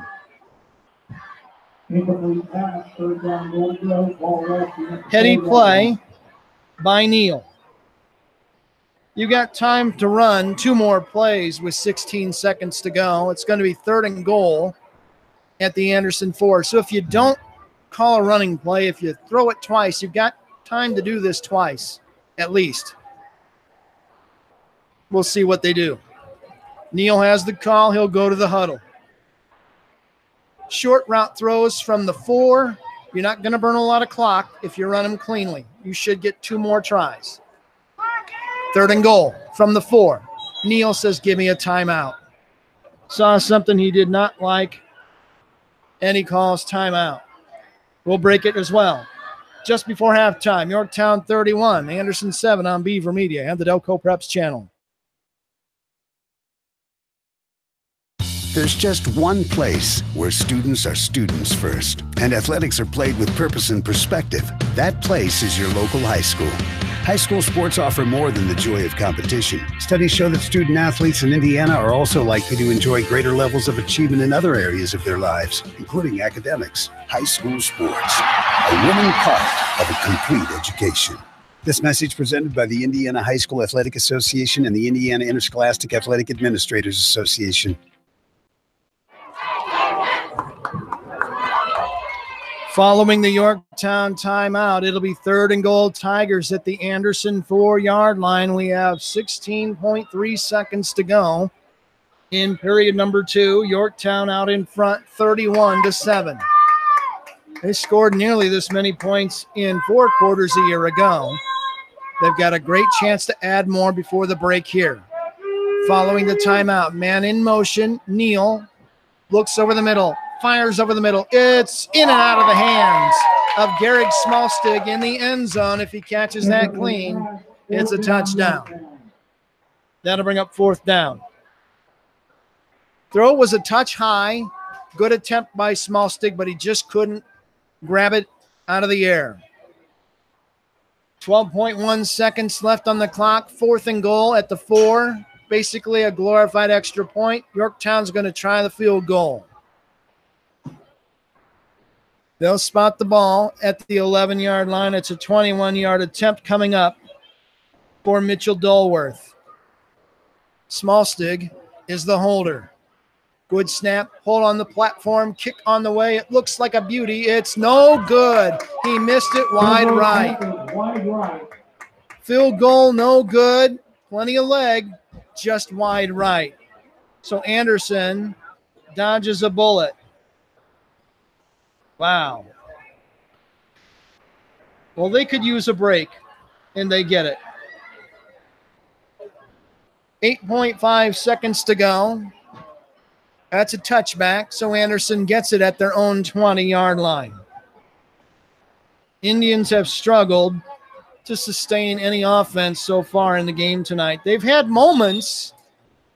They had back-to-back first downs on their last possession, and they were cooking with gas, but the interception really let the air out of their balloon on a beautiful play by Yorktown.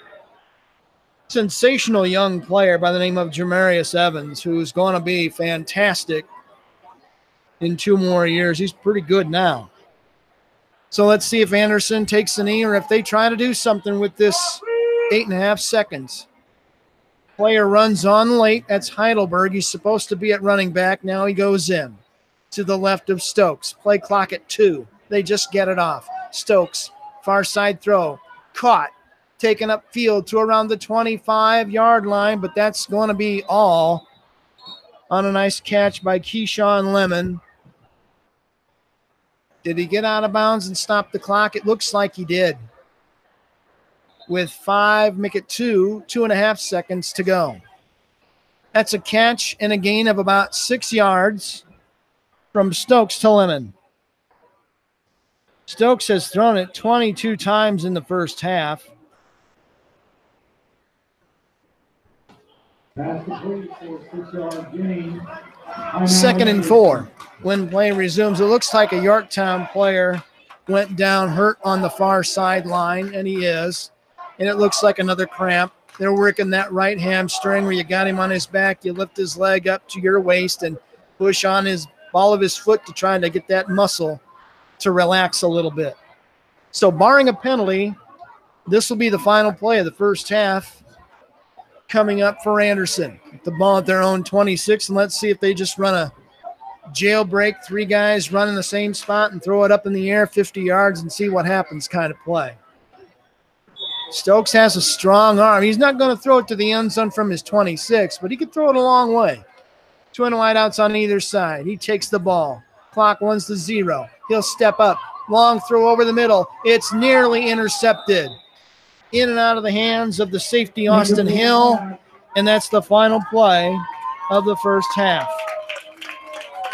We go to the locker rooms at intermission. Yorktown 31, Anderson 7. Back with a halftime show after this timeout on Beaver Media and the Delco Preps channel. You see right there.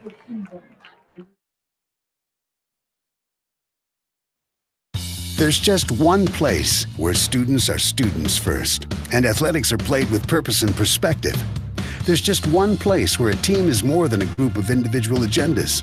It's a catalyst for demonstrating the potential of the collaborative spirit. There's just one place where players, coaches, and fans experience the exhilaration that happens when an entire community rallies behind the school team. That place is your local high school. High school sports offer more than the joy of competition. Studies show that student athletes are more likely to enjoy greater levels of achievement in other areas of their lives, including academics. In addition, high school sports help young people in Indiana develop the discipline and confidence they need to be leaders in life, even as they unite communities like nothing else. High school sports, a winning part of a complete education. This message presented by the Indiana High School Athletic Association and the Indiana Interscholastic Athletic Administrators Association.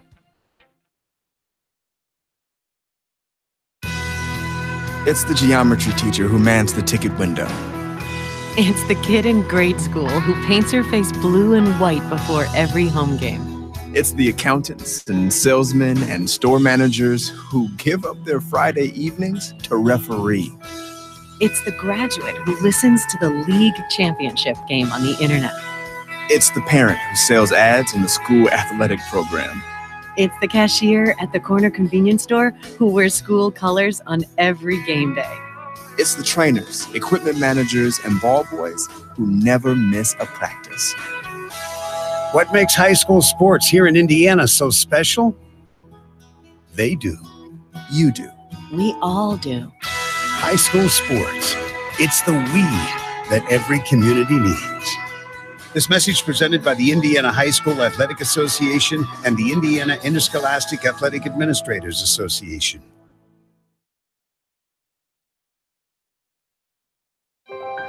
Who do I swim for?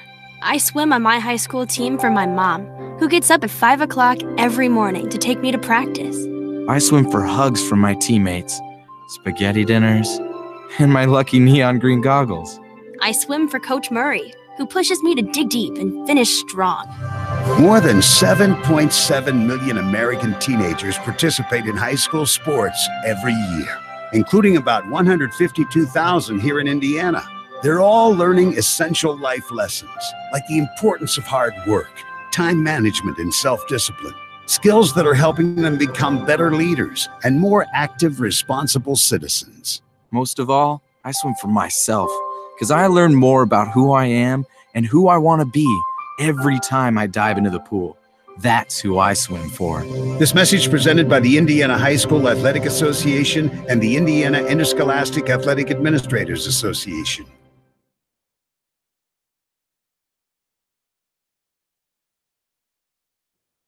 Looking for future leaders we can trust and believe in? Look no further than the high school student athletes right here in Indiana. High school sports teach young people how to be effective leaders. It begins by making their grades and being on time for practice. It includes learning to listen, following directions, accepting responsibility, being a good role model. And it's about respect for officials, opponents, the rules, and each other. The result? It transcends sports. It gives us hope for the future. High school sports. There's so much more than just a game. This message presented by the Indiana High School Athletic Association and the Indiana Interscholastic Athletic Administrators Association.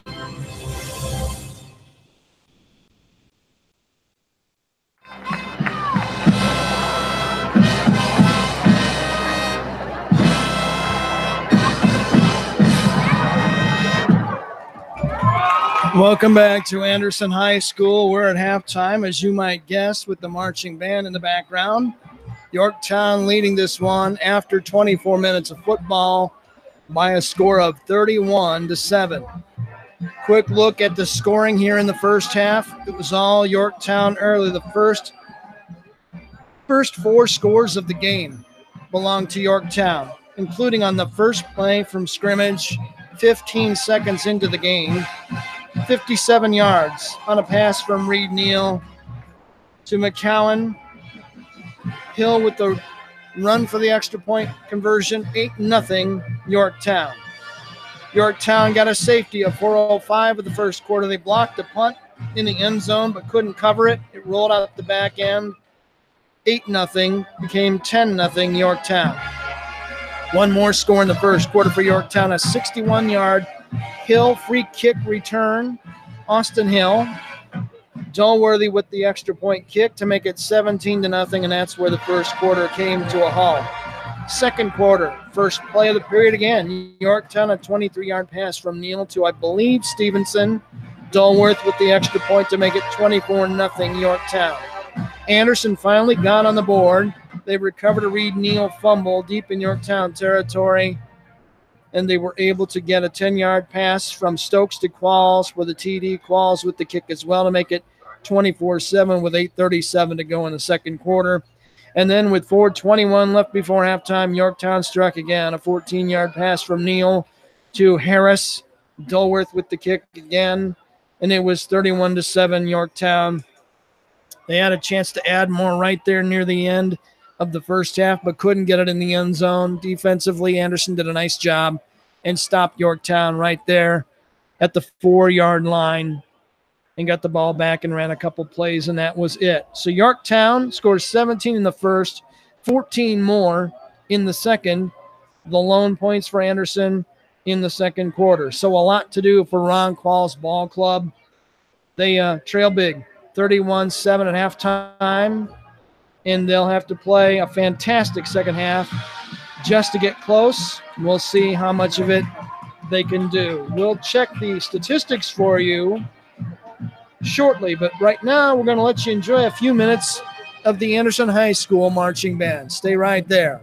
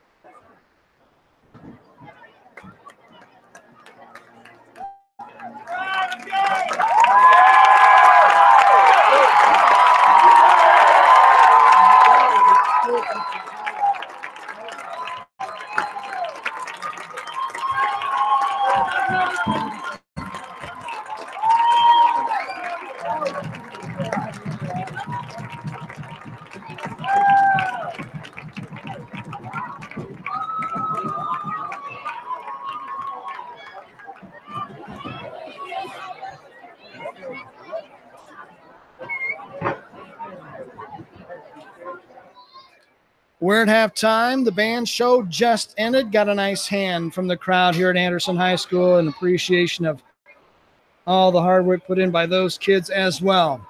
We're at halftime. It's a big one for Yorktown on opening night. The Tigers lead Anderson 31-7. We'll take a quick break. When we come back, we'll recap the first half stats here on Beaver Media and on the Delco Preps channel. You stay right there.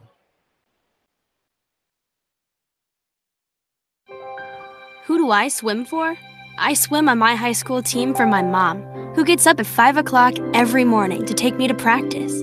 I swim for hugs from my teammates, spaghetti dinners, and my lucky neon green goggles. I swim for Coach Murray, who pushes me to dig deep and finish strong. More than 7.7 million American teenagers participate in high school sports every year, including about 152,000 here in Indiana. They're all learning essential life lessons, like the importance of hard work, time management, and self-discipline. Skills that are helping them become better leaders and more active, responsible citizens. Most of all, I swim for myself, because I learn more about who I am and who I want to be every time I dive into the pool. That's who I swim for. This message presented by the Indiana High School Athletic Association and the Indiana Interscholastic Athletic Administrators Association. Looking for future leaders we can trust and believe in? Look no further than the high school student athletes right here in Indiana. High school sports teach young people how to be effective leaders. It begins by making their grades and being on time for practice. It includes learning to listen, following directions, accepting responsibility, being a good role model. And it's about respect for officials, opponents, the rules, and each other. The result? It transcends sports. It gives us hope for the future. High school sports. There's so much more than just a game. This message presented by the Indiana High School Athletic Association and the Indiana Interscholastic Athletic Administrators Association.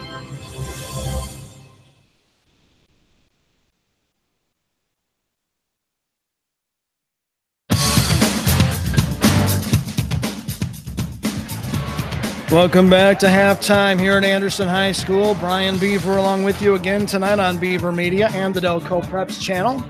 Good to have you along. It's been a big night so far for the Tigers as they lead at the break 31-7. 17 first quarter points, 14 more in period number 2, and they scored the first 4 scores of the game. They were ahead 24-0 just a play into the second period. So it's been all Yorktown for the most part. Very little offense from Anderson so far. They're going to need to find a lot more to make it a game in the second half. Let's go over the unofficial halftime stats for you. First for Yorktown, Reed Neal, 9 of 13 passing for 127 yards, 3 touchdowns. Receiving, McCowan, 2 for 62 and a touchdown. Hill, 3 for 23. Harris, 1 for 14 and a touchdown. No catches by Moore, 2 for 21 by Stevenson, including a touchdown unofficially. In the rushing department for Yorktown, Neal, 6 carries, total of 17 net yards. Spangler 3 carries for a net -2. Wales 2 carries for a yard. Yorktown unofficially committed 3 penalties in the first half, totaled 4 first downs, missed a field goal from 21 yards out late in the period, fumbled the ball twice. Neal coughed it up a couple times. 1 punt by the Tigers in the first half. For Anderson, Xavier Stokes, their quarterback, unofficially 14 for 23, a touchdown, 92 yards, an interception as well. So he threw the ball 23 times in the first half. He'll probably throw it at least that many in the second half. In the receiving department, good night so far for Malachi Qualls. He's a quality player. 7 catches, 30 net yards, including a touchdown late there in the second quarter. Lucky with 2 catches for 17 yards unofficially. Anderson 2 for 16. Armstrong 1 for 8. 2 catches for 11 yards by Lemon. And in the rushing department, hardly anything to write home about at all. Rushing will not be this team's strong suit. Stokes with 6 carries for a net -2. Heidelberg, the feature back, 4 carries, a net 0 yards in the first half. Penalty-wise, not a good night. Execution-wise so far for the Indians of Anderson, unofficially 7 penalties, 47 penalty yards unofficially against the Indians. They have 7 first downs. They're winning the first down battle offensively. They just can't get anything untracked consistently. They had a drive where they had 2 straight first downs and came away with nothing, and that's about all they've done. They've thrown that 1 interception. They've had 2 punts blocked out of the 3, and in fact 4. They had a roughing the kicker penalty the first time they punted against Yorktown, and that gave the ball back to Anderson. Then the next 2 times, Yorktown blocked the punts, once for safety, one that set up great field position, and then the final punt of the half was the clean one by Anderson. So they've had trouble punting the ball and protecting their kickers, and they just haven't had any rushing attack at all to speak of. So Yorktown's pinning its ears back and coming after Stokes as much as they can. So a big, tall order in the third and fourth quarter. Tough job facing the Anderson Indians. We'll see whether they can come back, get a couple of consecutive scores, and maybe make this a game. They'd probably need 2 more touchdowns to make it 31-21 just to make it a little nervous across the way on the Yorktown side, but you never know what's about to happen in any kind of athletic contest. Strange things happen. That's why we're here to document them for you. We'll take another break. When we come back, we'll set things up for the start of the third quarter from Anderson, Indiana. It's the Tigers 31, the Indians 7 on Beaver Media and the Delco Preps channel.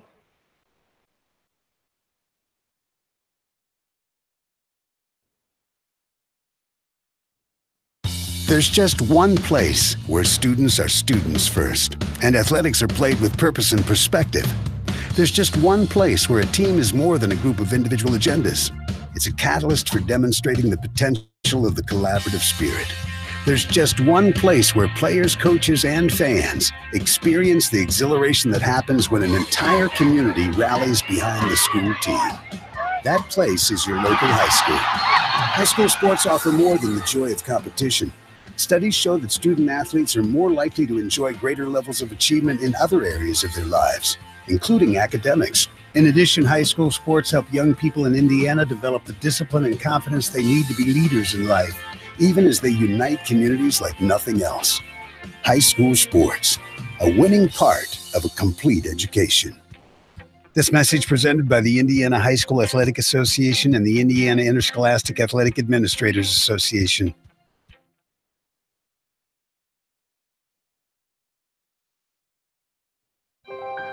Who do I swim for?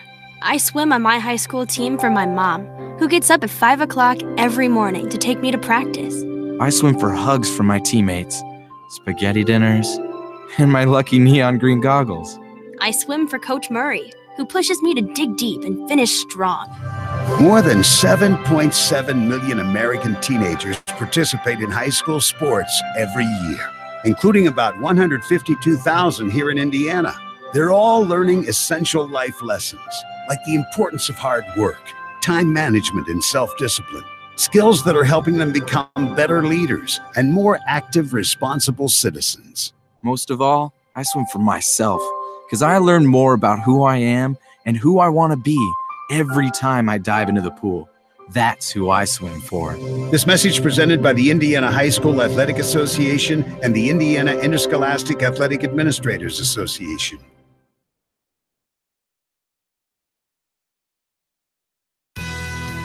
It's the geometry teacher who mans the ticket window. It's the kid in grade school who paints her face blue and white before every home game. It's the accountants and salesmen and store managers who give up their Friday evenings to referee. It's the graduate who listens to the league championship game on the internet. It's the parent who sells ads in the school athletic program. It's the cashier at the corner convenience store who wears school colors on every game day. It's the trainers, equipment managers, and ball boys who never miss a practice. What makes high school sports here in Indiana so special? They do. You do. We all do. High school sports. It's the we that every community needs. This message presented by the Indiana High School Athletic Association and the Indiana Interscholastic Athletic Administrators Association.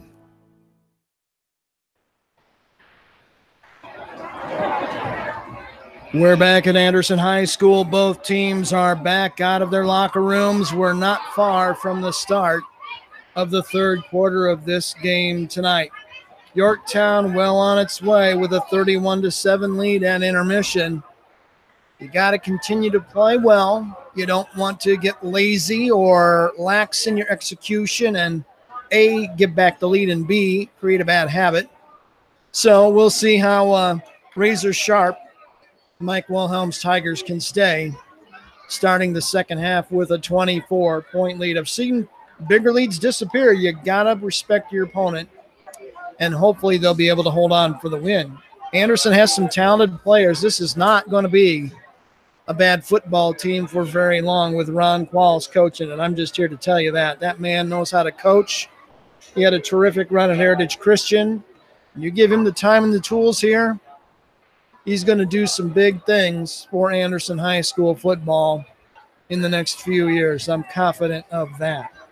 Tigers took the opening kickoff after winning the toss tonight and promptly scored on a long bomb on the first play of the season as Reed Neal found McCown all by himself. He looked up and Milo McCown was alone, about as alone as you can get on a route down the sideline, and hit him right in stride, and that was it. One play, 57 yards, TD City. So big plays have been the byword for Yorktown tonight. You look at the scores they've had: a 57-yard pass, a 61-yard return on a free kick after the safety, a 23-yard pass, a 14-yard pass. They've scored on big plays. And Yorktown's offense is pretty healthy. If they can just iron out a few things execution-wise, find a little bit more, just a little bit more of a running game, they're going to be pretty tough to play for the rest of 2018.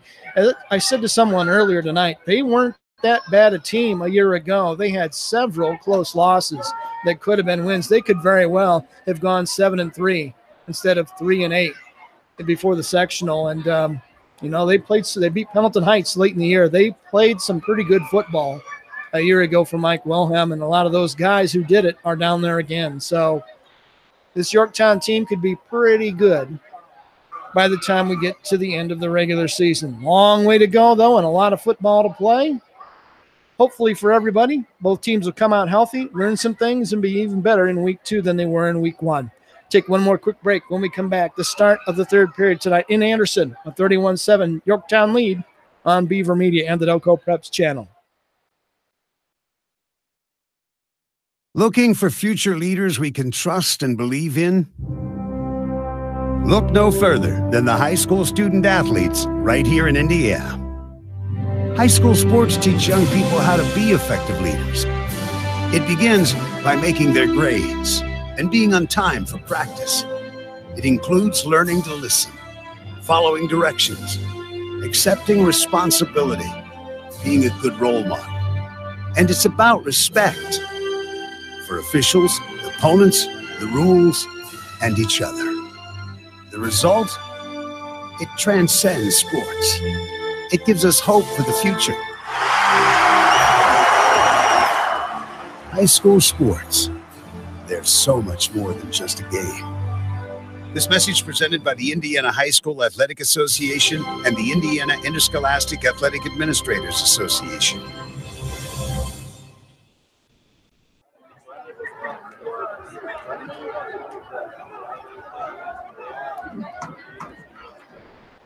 Welcome back to Anderson High School. The scoreboard has been loaded, 12 minutes to play, and we're about set to get it underway.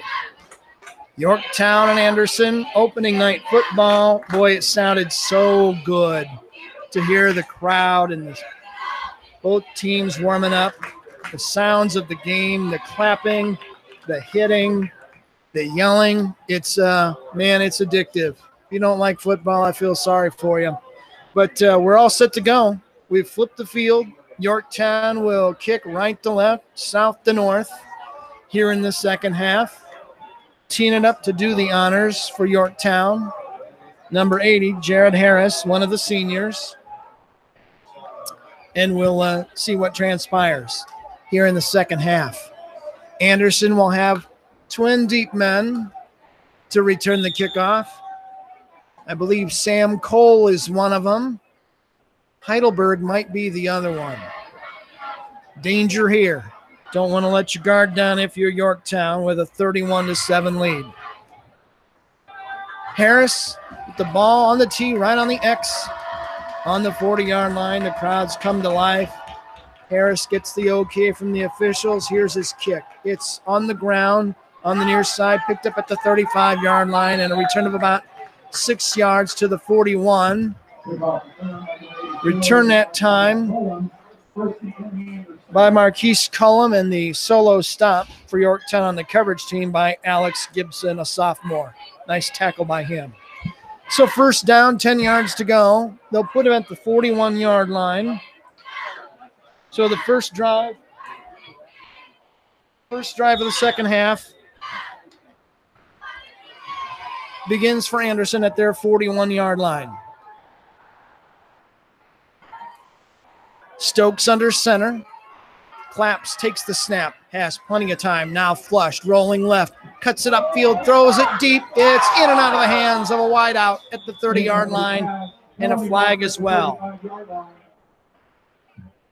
That should bring it back. Holding against Anderson.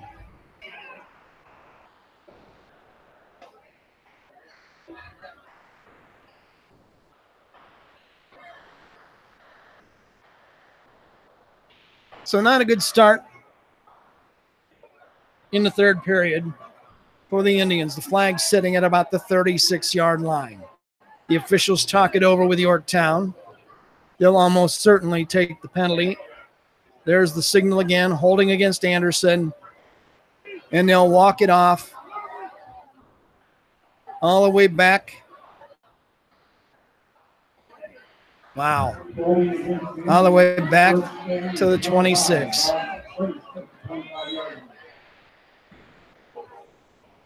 First and 25.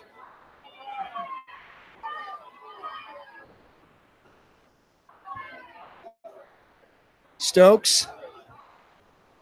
2 men wide either side. On first and 15. Gibbs straight ahead. Tough running inside for Anderson for about 5 or 6 yards. Carried by Heidelberg. They'll give him 4. Second and 21. Anderson needs some big plays to try to get back in this one, trailing by 24 points.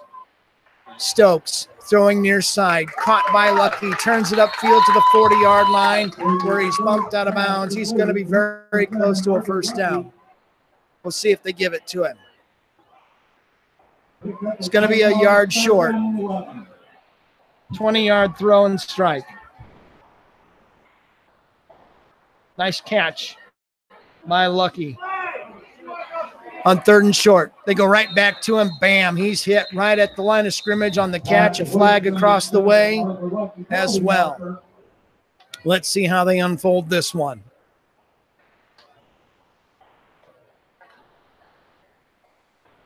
The Indians have had a tough night penalty-wise. The officials talking it over at around the 40-yard line. It looks like it's going to be against Yorktown. The Anderson players clapping. They like what they're hearing.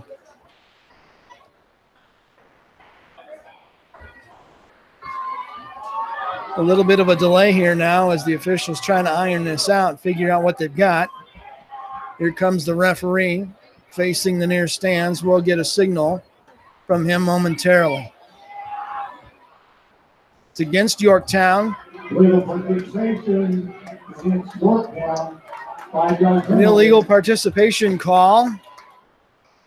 It's going to be a 5-yard march off. It'll put it down. It's going to be more than that. It's going to be all the way to the Yorktown 44-yard line. And a first down for Anderson. First down, Anderson. Indians have it in Tiger territory, early 3rd quarter at the Yorktown 45. Double wideouts both sides, moving left to right now. Stokes flushed, fires just out of the reach of the intended receiver, Arthur Lucky.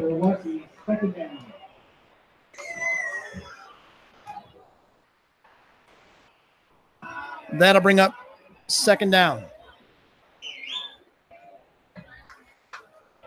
Stokes unofficially 15 for 24 in the game. A touchdown, a pick. Let's see what he has in his bag of tricks on 2nd and 10 from the Tiger 45, trailing by 31-7. Stokes drops, no pressure. Now a roll right, fire on the run. It's caught by Qualls, breaks a tackle all the way to the 30-yard line.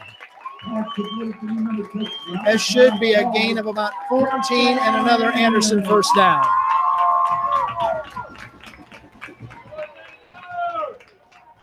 Qualls with his 8th catch, back-to-back first downs for Anderson for only the 2nd time tonight, and they've got it 1st and 10 at the Yorktown 31. Rolling left, the right-handed Stokes.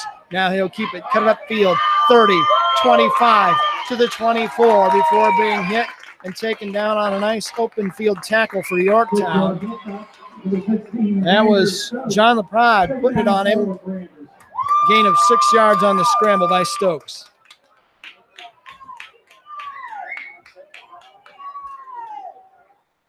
Make it 2nd and 4 from the Yorktown 25. First 90 seconds of the 3rd quarter, Anderson trying to scratch their way back, trailing 31-7. Only one running back with Stokes who will step and fire. He's got calls again at the 20. Stiff arms a man, gets another couple yards before being bumped out of bounds. That should be enough for another Anderson first down. And it is on a gain of 7.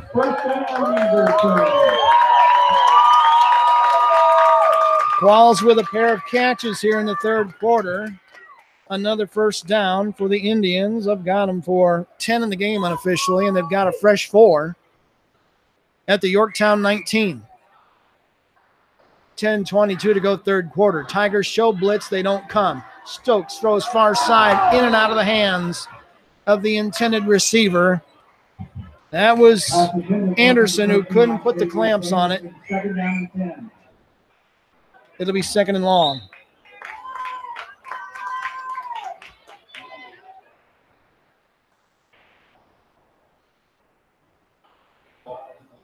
Unofficially 133 yards through the air so far for Stokes and Anderson. It's 2nd and 10 from the Yorktown 19, ball on the near hash. 2 wideouts either side. Stokes pumps, wants to throw deep. He's in trouble. He's sacked. Taken down at around the 28-yard line. Terrific defensive play by Yorktown. Trying to get a number on him. I think that was Dom Catanzarite who got it done. Sack all the way back to the 28. That's a 9-yard loss.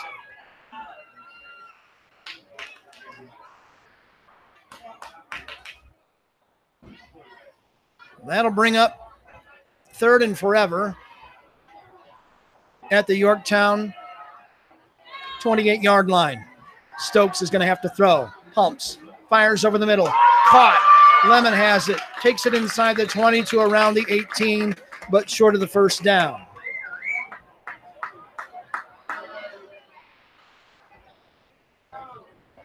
Lemon with his 3rd catch of the game. Way short of the first down. It's 4th and 9. Anderson is going to go with 9:10 left in the 3rd quarter. Yorktown 31, Anderson 7.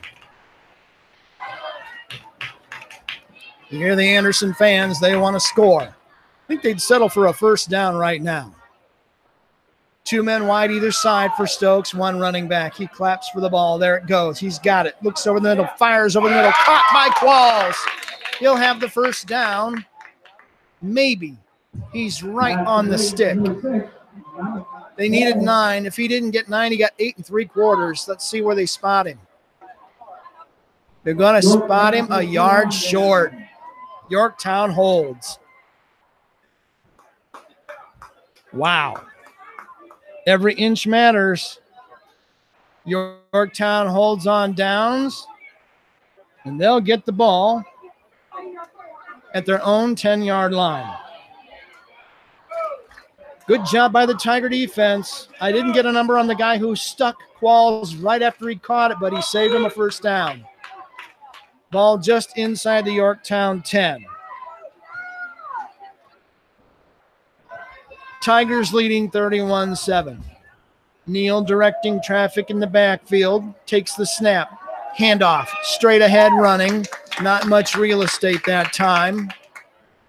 Can't tell if that was Spangler or not as they unpile. Going to see some players come in the game probably to get some reps for Yorktown. The carry that time was not by Spangler. It was by Justin Wales.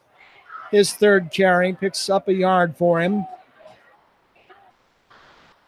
2nd down, 9 yards to go. Probably going to see a lot of running plays by the Tigers in the second half. Just burn that clock, come out of here with a win, start your season on the right side. Twin wideouts right, that's the far side. Man in motion is McCowan to the far side. Neal drops, throws it right. Little screen caught out there in the flat, taken ahead near the stick. Nice hook up that time. Wide receiver screen. Believe that one was to Harris. 7-yard gain. 3rd down and 2. Unofficially 134 yards passing tonight for Reed Neal. 3rd and 2. The Yorktown 18-yard line. Neal fakes the handoff. The keeper to the right side. Nothing doing. Anderson comes up with a nice stop for a loss. Beautiful defensive play by Raiden Davis. He takes Neal down for a loss of 3, and it's 4th down. Fine defensive play. Now Yorktown with a punting situation on their first possession of the second half. Twin deep men for Anderson, the deepest at midfield, awaiting the punt from Yorktown. The line of scrimmage is the Yorktown 15. Good snap, plenty of time, punt underway. It's a driving spiral. They'll let it hit. It takes a Yorktown roll inside the 35, down around the 31-yard line. So a nice little Yorktown punt. Gives it back to Anderson. We're going to keep it right here. 50-yard punt. Tigers can't get anything going. They give the ball back. But Anderson has it. You've burned a couple minutes on the clock. You've still got a 24-point lead. Life is good if you're Yorktown.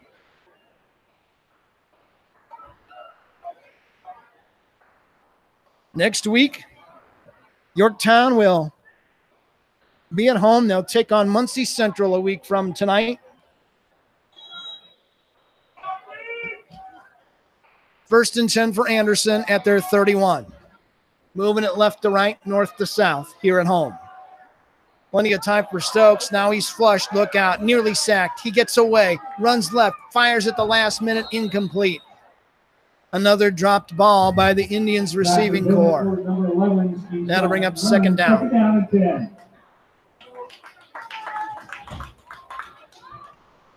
That's the 31st throw of the night for Stokes, and an Anderson player is down with probably cramps. It's Anderson near midfield, and they'll come out and take a look at him. We'll take the break.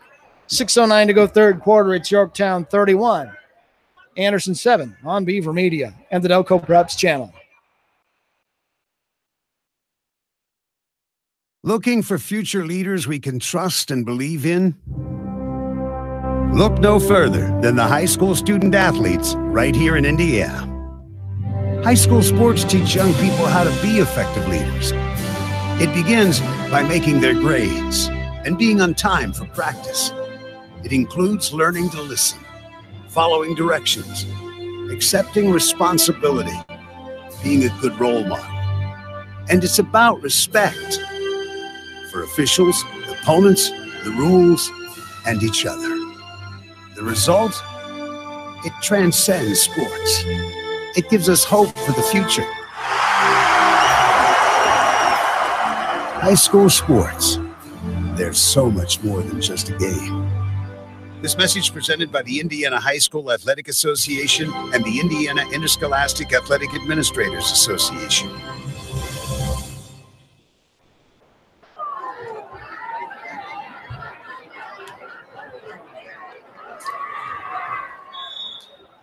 Welcome back to the ball game. Anderson is off the field on his own power. Octavius Anderson. Second down, 10 yards to go. Anderson trying to get a drive going. Stokes rolling, sacked. Taken down back inside the 25-yard line. Garrett Smallstick got him. Big loss. Loss of 7. 3rd and 18 coming up.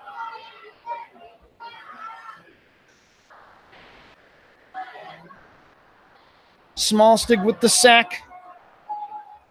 Ball spotted at the Anderson 25. Clock rolling, 5:38 to go third quarter. Yorktown 31, Anderson 7. On 3rd and long. Wideouts all over the field for Stokes. Right-hander drops, all kinds of time. Rolls right now, looks for a man, fires up the sideline. It's caught, leaping grab by Qualls. They'll mark him down good at the 41-yard line, very close to the stick.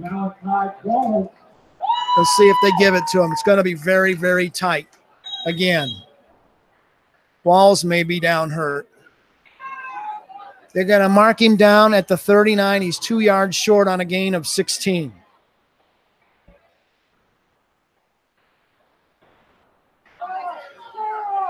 "11 catches for 75 yards unofficially for Qualls, a touchdown, the only one the Indians have, as they tend to the injured player on the Anderson sideline.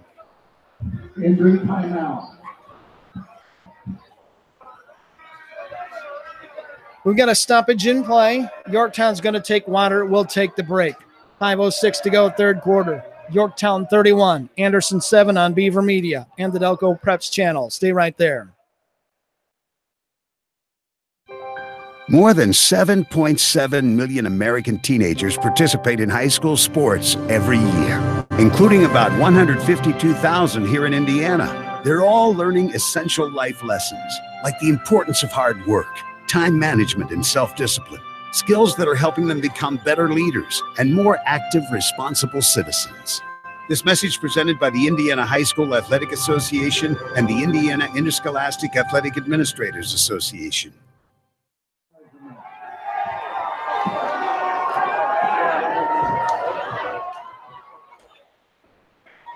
Welcome back to Anderson High School. We're going to have a measurement. They've had to literally bring the sticks all the way across the field to take a good look at this one. You can't mark him short just yet. Let's see what they do. They pull it tight. Are they going to be short? They are. Less than a ball length short. It'll be fourth and less than one. If you're Ron Qualls, do you think about gambling here and going on fourth down near midfield, or do you just play it safe and kick it away, trailing 31-7? Time will tell shortly. Yorktown led 17-0 after the first quarter. They led 31-7 at halftime. Now they've reset the ball on the near hash, and they have about 6 inches to gain to get the first down. So do you just put Stokes under center and say, sneak it ahead and get me a yard and get 4 fresh downs? Do you gamble to give the ball back if you don't make it? Or do you punt it, or do you line up and try to draw them offside and see what happens? A lot going on here on fourth and much less than a yard. About 6 inches at the Anderson 41. Yorktown's defense says, what do you want us to do, coach? Anderson finally set. 2 men in the backfield, 2 wide left, 1 wide right. They're going to go. Stokes is going to take it and go straight ahead and get the first down all the way to the 47, maybe 48-yard line. Mark him at the 48, a gain of 7, and an Anderson first down.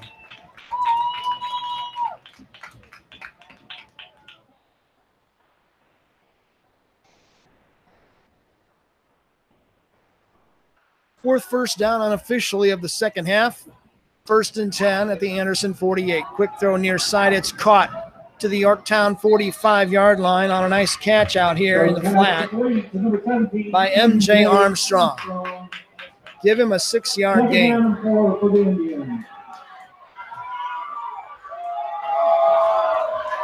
His second catch of the night. Brings it to Tiger territory right in front of me at the Yorktown 45-yard line. 2nd and 4. Let's see if they take a ball deep. Hear the clap from Stokes. Pump fakes under pressure. Rolls out of trouble. Rolling left. Let's see if he can find a man. Lobs one down the sideline. It's incomplete and around the 25. Play was intended out there for Willie Dennison. Couldn't get it. 3rd and short.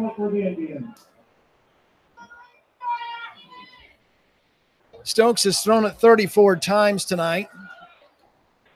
That will not be the final one, I would dare say. Stokes will bring him up on 3rd and 4 at the Yorktown 45. Tigers trying to stop him. Only one back in there with Stokes. The rest are wide. Takes the ball, looks right, throws right. Qualls with a nice catch and run. Inside the Yorktown 42 around the 37-yard line. It's a gain of 8 and a first down.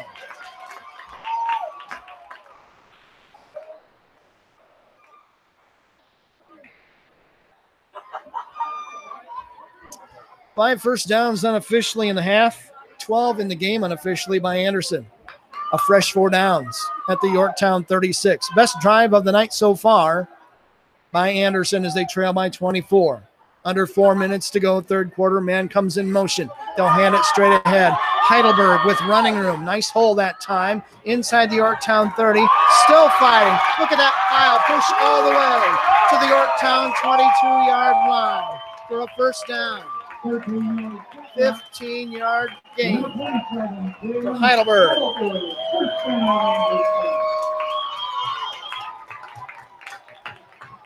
You hear the crowd. They love it.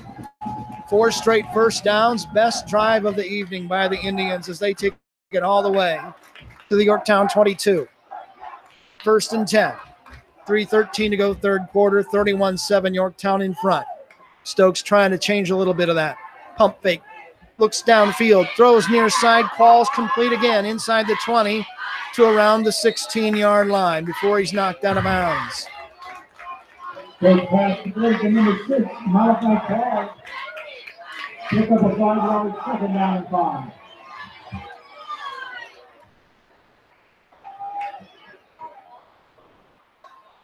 5-yard gainer for Qualls. Unofficially 13 catches in a game for Malachi Qualls. We still have a lot of game to go at 2:34 of the third quarter. Second and a fat 4, a short 5 for the Indians as they try to get their second score of the night. Now a dead ball flag from the far official, and he says offside Yorktown. Offside Yorktown. 5-yard penalty. Fifth infraction of the night for Yorktown. That'll give Anderson a first down. First down, Indians. First and 10. Indian ball, the Yorktown 12-yard line.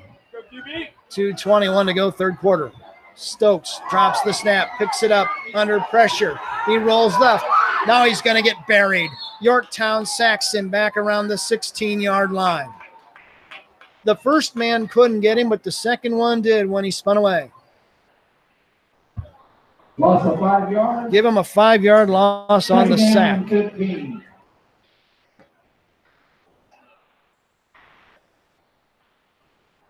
Yorktown's defense kind of pinning their ears back now.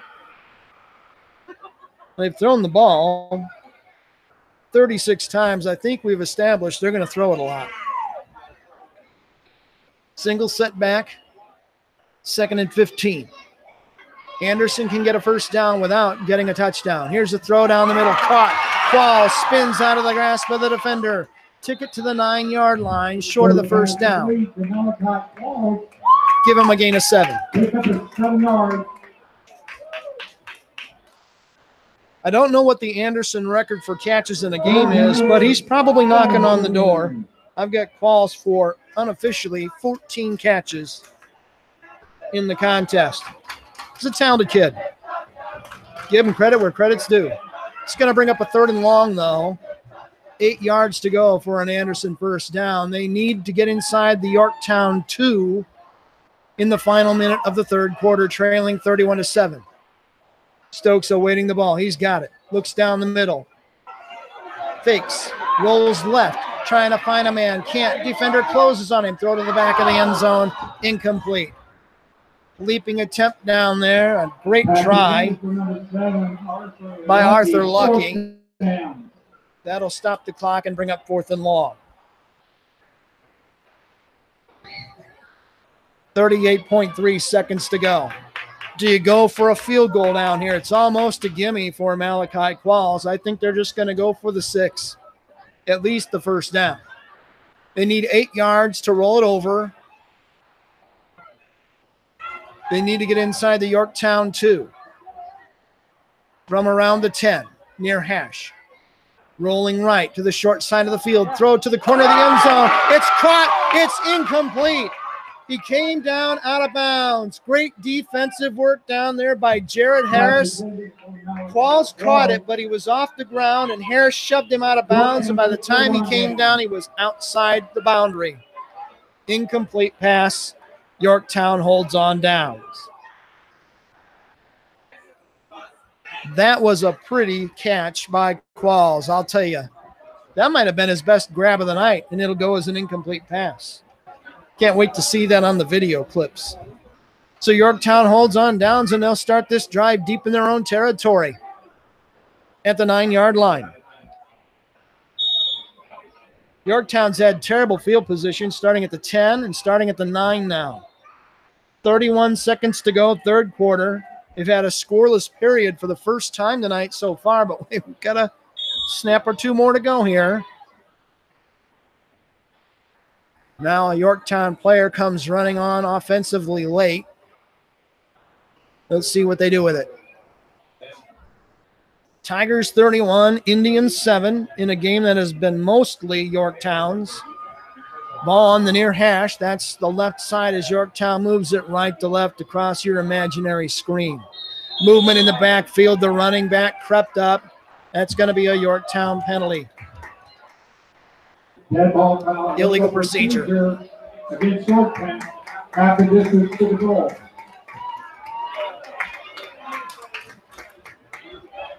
And the fans from Anderson chant, "You can't do that."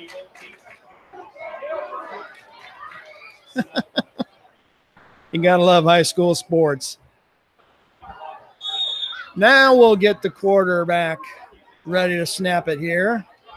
Yorktown breaks the huddle. They'll bring McCowan wide here on the near side. Twin wideouts across the way on the far side with one back next to Neal. He'll roll right. He's in the end zone. He's going to uncork a long one down the right sideline. It's just off the fingertips of the intended receiver. I think that was Hill, who just needed about 6 more inches and some stickum and couldn't get it done. Incomplete, 2nd and 10. That was a pretty ball by Neal that was right on the money. I think we've had a penalty in the end zone and a safety called. The official signaled safety. Think they've signaled safety. I don't know what happened. Yeah, here it is. Holding in the end zone. It's a safety. 2 points for Anderson. Safety against Yorktown. Unbelievable. Well, you get caught with your hand in the cookie jar in the end zone. It's trouble when you're at the 5-yard line. That'll make it 31-9. And a big break, because now Anderson gets the ball back on the free kick, and I spoke too soon. I said we've had a scoreless quarter. Well, we did for about 11 minutes and 30 seconds.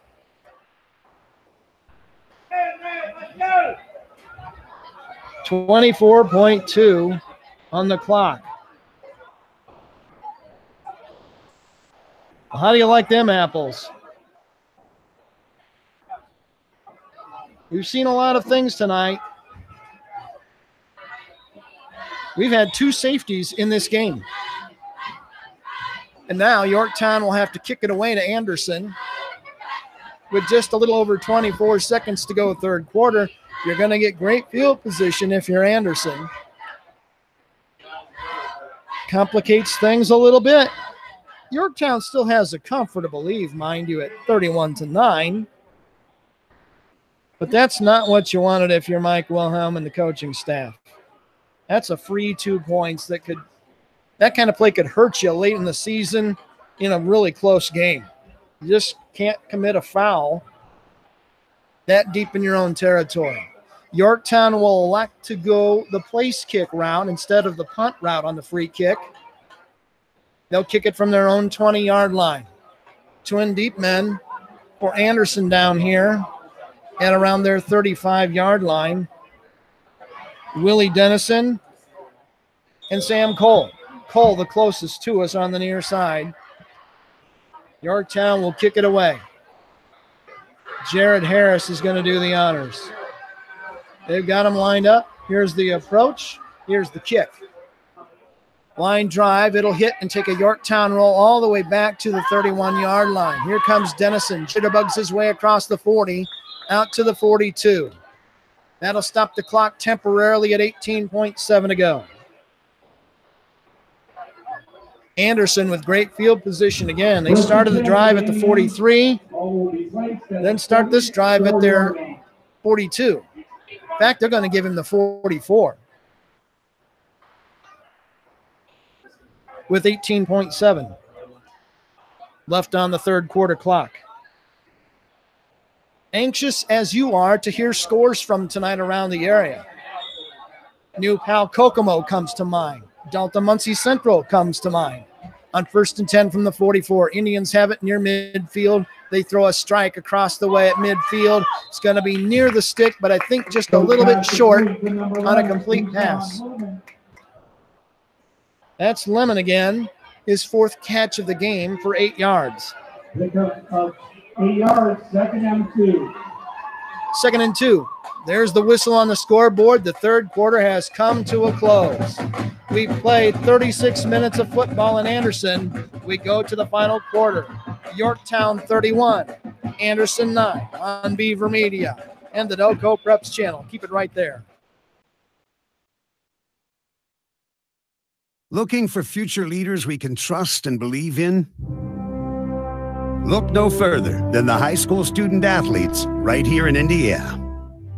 High school sports teach young people how to be effective leaders. It begins by making their grades, and being on time for practice. It includes learning to listen, following directions, accepting responsibility, being a good role model. And it's about respect for officials, opponents, the rules, and each other. The result? It transcends sports. It gives us hope for the future. High school sports. They're so much more than just a game. This message presented by the Indiana High School Athletic Association and the Indiana Interscholastic Athletic Administrators Association.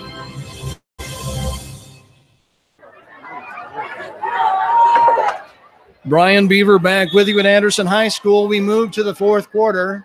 Anderson with the ball, moving right to left now toward the north goal line on 2nd down and 2 at the Yorktown 48. Inside handoff to Heidelberg. He breaks a couple tackles into the secondary all the way to the Yorktown 30-yard line. Beautiful tackle at the end, but a great run by Heidelberg. Bites off 14 yards and a first down. Number 27, Heidelberg first down. Anderson. First down at the Yorktown 31. Second snap of the fourth quarter about to come. 2 wideouts either way for Stokes, the Anderson quarterback, the only running back to his left. That's Heidelberg.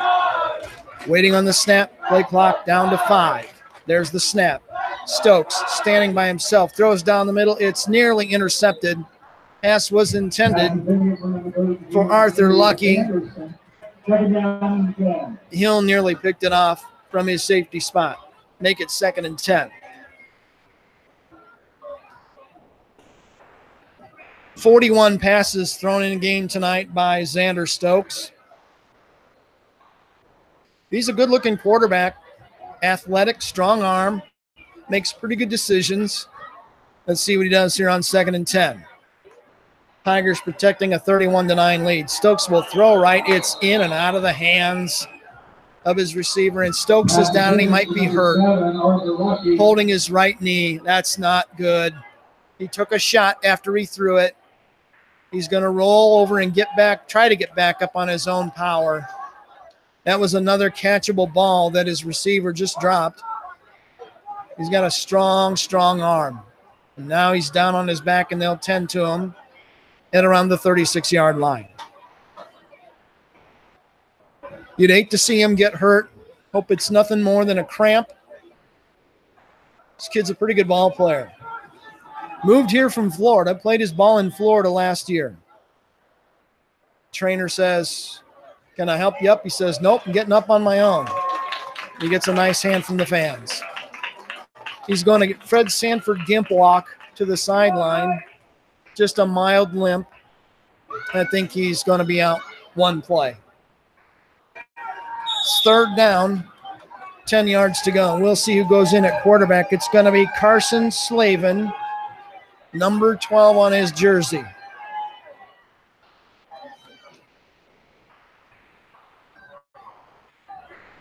Cleanest uniform on the field right now. 3rd and 10 for him at the 31 of Yorktown. Hands off straight ahead. Heidelberg hit in the backfield. He's going to be taken down for no gain on a terrific defensive play that time by Yorktown on the interior line. Give credit for that stop to Holden Parsons, who put it on him. And that'll bring up 4th and long, and right back in the game goes Stokes and out. After one play comes Slavin.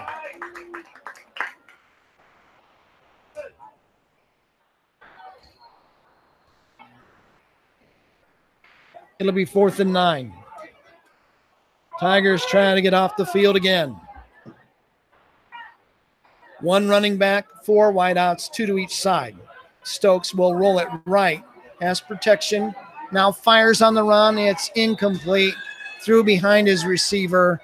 And that'll give the ball back to Yorktown. Yorktown takes the run down. Another good stop by the Tigers. Bend but don't break. And they'll have the ball starting this drive at the Yorktown 31. Well, that's much better if you're Mike Wilhelm. You started drives at the 10 and the 9 in your own territory. Now you're starting at least starting at your own 31. And the Tigers go back to work on offense. Reed Neal, the last man to come into the huddle. Nope, now a late man running on who didn't know it was time to get out there. And he'll take his spot on the offensive line. I won't tell you who it was. One running back, 2 wideouts either side. Play clock down to 3 men in motion. Snap to Neal. Handoff inside. Nothing doing.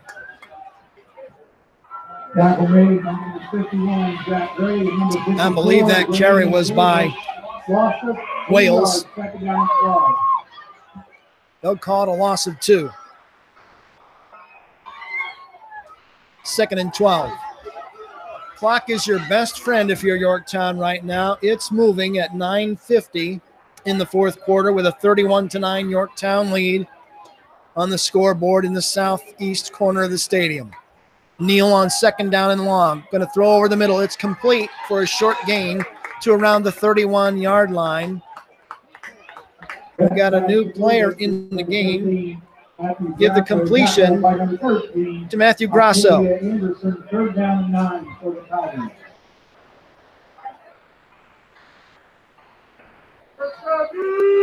Going to be a gain of about a yard.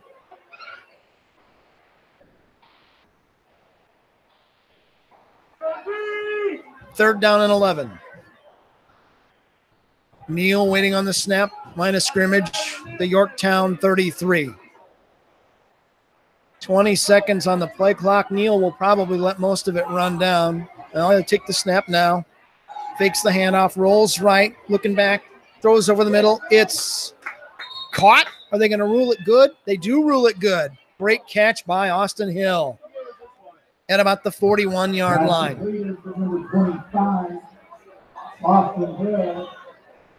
That's an 8-yard gain.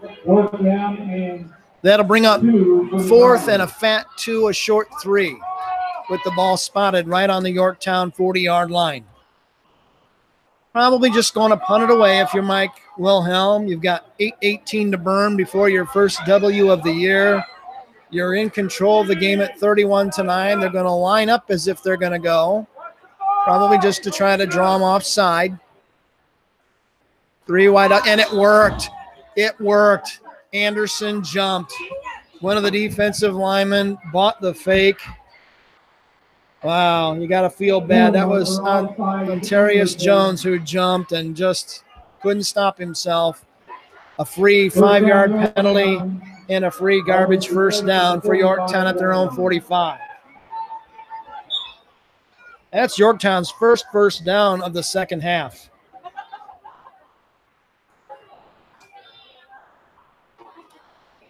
Comes by penalty, and the Tigers get a fresh 4 downs at their own 45. 7:45 left in the game.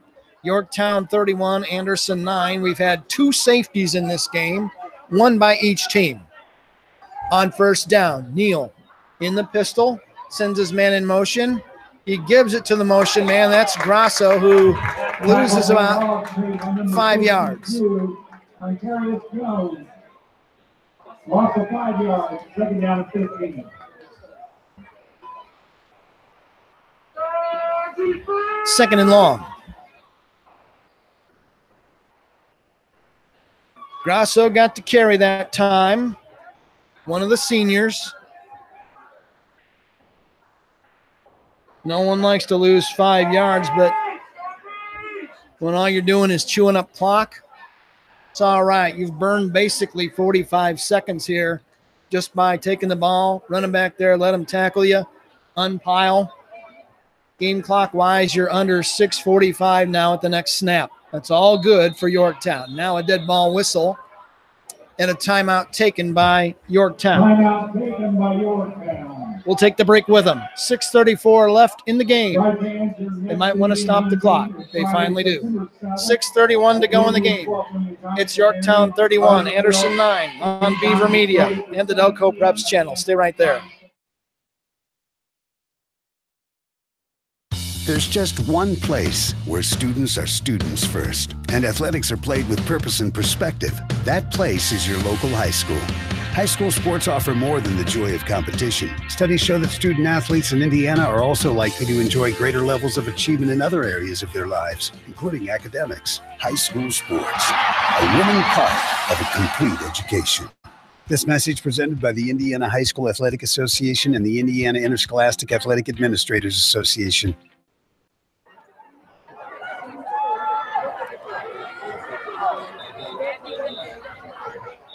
Welcome back to the ball game. 6:31 left in this one. It's all Yorktown. The Tigers lead Anderson 31-9.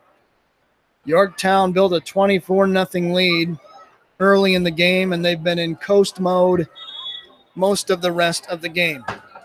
Second down, 15 yards to go for the Tigers at their own 40. Grasso in motion to the far side.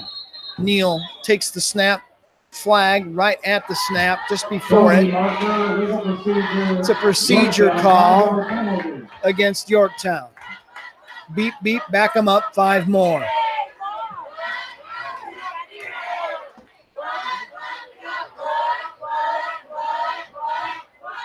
Yorktown has now committed 8 penalties unofficially in the game, and they've got 20 yards staring them in the face. 2nd and 20 at the Yorktown 35. They need the Anderson 45 to get fresh downs. Man in motion this way. Tigers may throw it. They hand off inside. Spangler pummels his way over a defender to around the 40. Got that 5-yard penalty back. That'll make it 3rd and long. Pick up 5 yards, 3rd down and 15.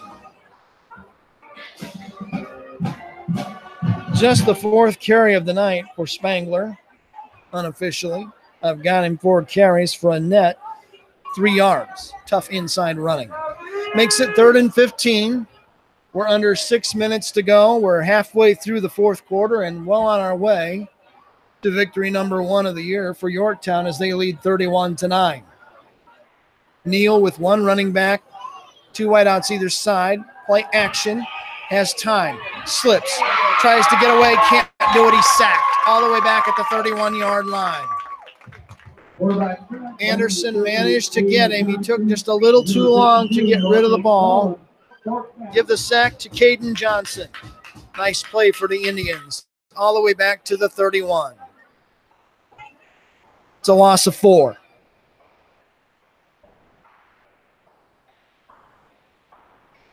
Yorktown again facing 4th and a mile. It's a punt situation. Moore is going to drop back in punt formation. He'll stand around his own 17. A couple of wide men down here to receive the punt for Anderson. The deepest one at his 34. Dennison is one of them. Here's the snap. Plenty of time. Kick on the way. It's a high wobbler. It's going to be caught at the 39-yard line. To the far sideline, 50. Oh, he got stuck on a great open field tackle down there. A nice return, but wow. Was that Grasso who got him? Whoever got him stuck him at about the 48-yard line, and another Yorktown player down hurt on a pretty return that time.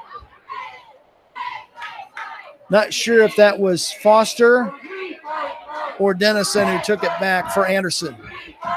Indians have great field position at the Yorktown, looks like 48-yard line.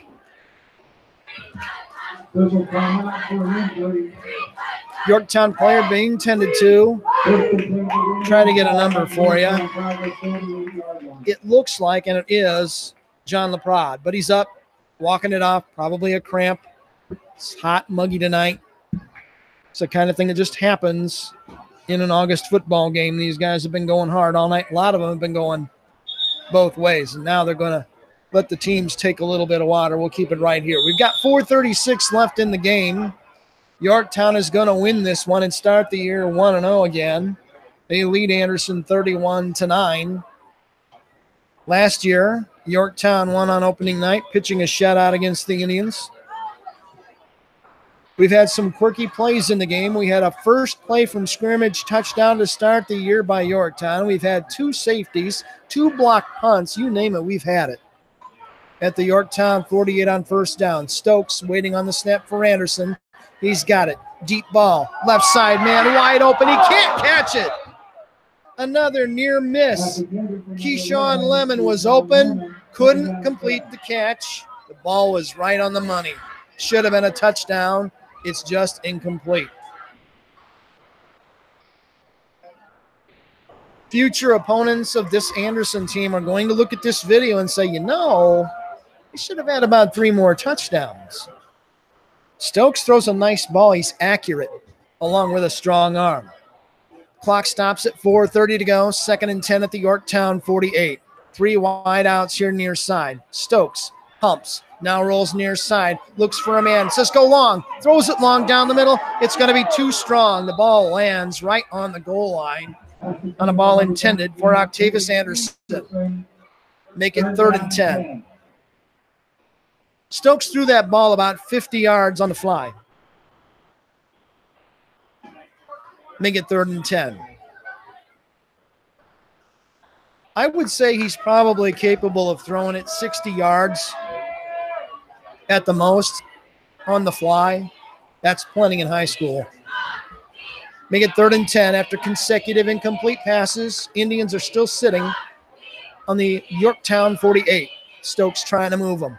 He'll take the ball, roll left, has protection, looks downfield, another deep ball down the middle. Man is out there, and again, it's too long, about 2 strides too long as it lands at the 5-yard line. Pass was intended for Octavius Anderson. He was covered down there by 2 Yorktown defenders. He managed to get behind him again, but it's 4th down.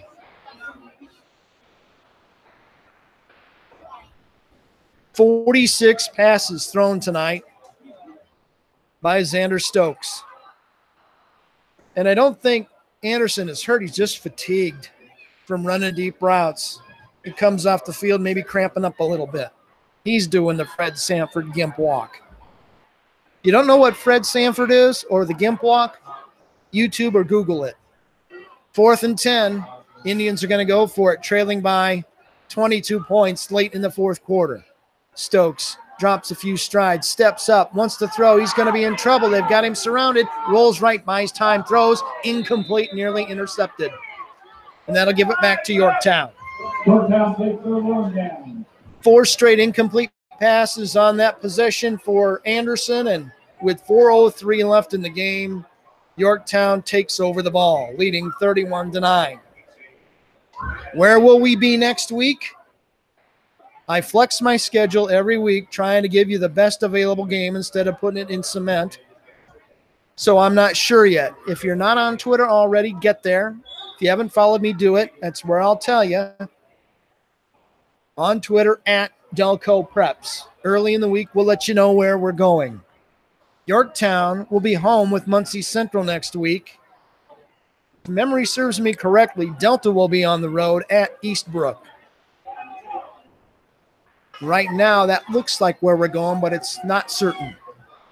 Tigers have it 1st and 10 at their 48. They'll start probably their final drive of the game with a handoff. Inside, Spangler breaks a couple tackles, squirts through the left side of the line for 3 or 4 yards. This is only the 4th Yorktown possession in the second half. Spangler got 5.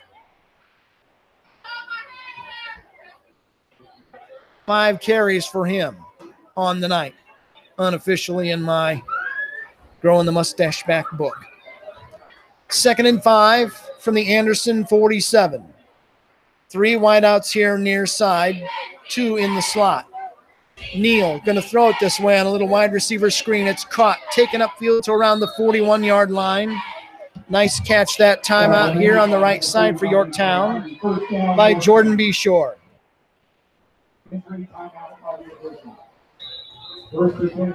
His first catch of the game. Good for a 1st down on a gain of 7.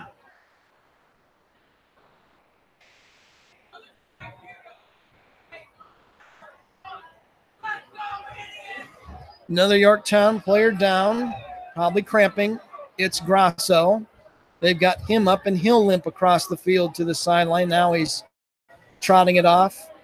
Easy to have a calf or hamstring cramp on a night like tonight. It's muggy. The air is very thick. It's thick in the press box. So 1st and 10 for Yorktown at the Anderson 40. The clock at 3:05 left in the game. A 31-9 Yorktown lead. They may try to get another score. I wouldn't be too worried about that.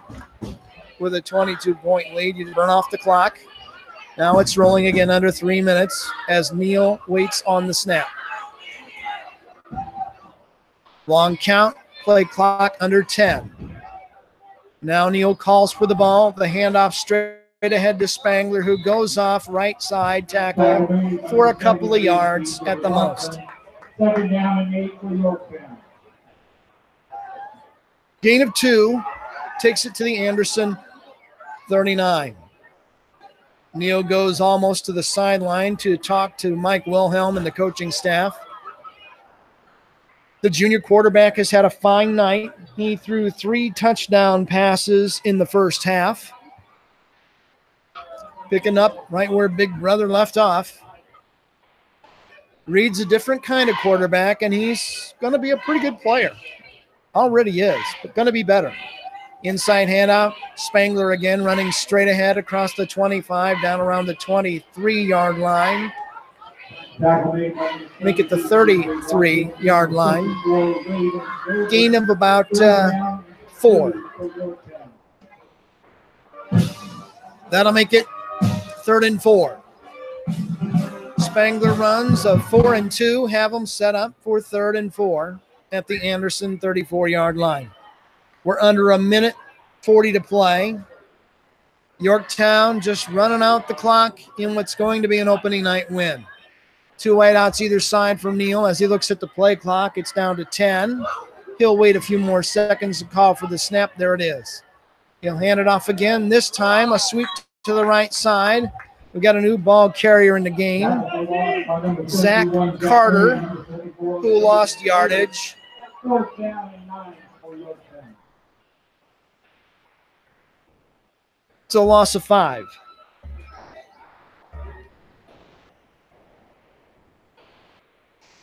Carter's first action tonight. 5'5" sophomore. Probably going to see a lot more out of him in the coming years. Pretty quick. So make it 4th and 9. We're under a minute to play. This should be the final Yorktown snap of the night. Reed Neal has Carter right there next to him. They'll underhand toss to Carter. He'll sweep it left side, got back to the line of scrimmage, and that gives the ball back to Anderson. And the clock will stop on the change of possession with 19.1 to go. Yorktown is going to win this one. Anderson is going to fall to 0-1. Indians just really never got anything consistent on track. They had one really nice drive in the second half that did not get them any points, but I think they put 4 first downs together back-to-back at that point, and they looked pretty good for about 4 or 5 minutes. But they've had some struggles, and, they're going to have some growing pains. This isn't going to happen overnight for them. On 1st and 10 from the Anderson 40, Stokes is going to throw long down the near sideline. A man is out there. Lemon can't get it. Just off his fingertips.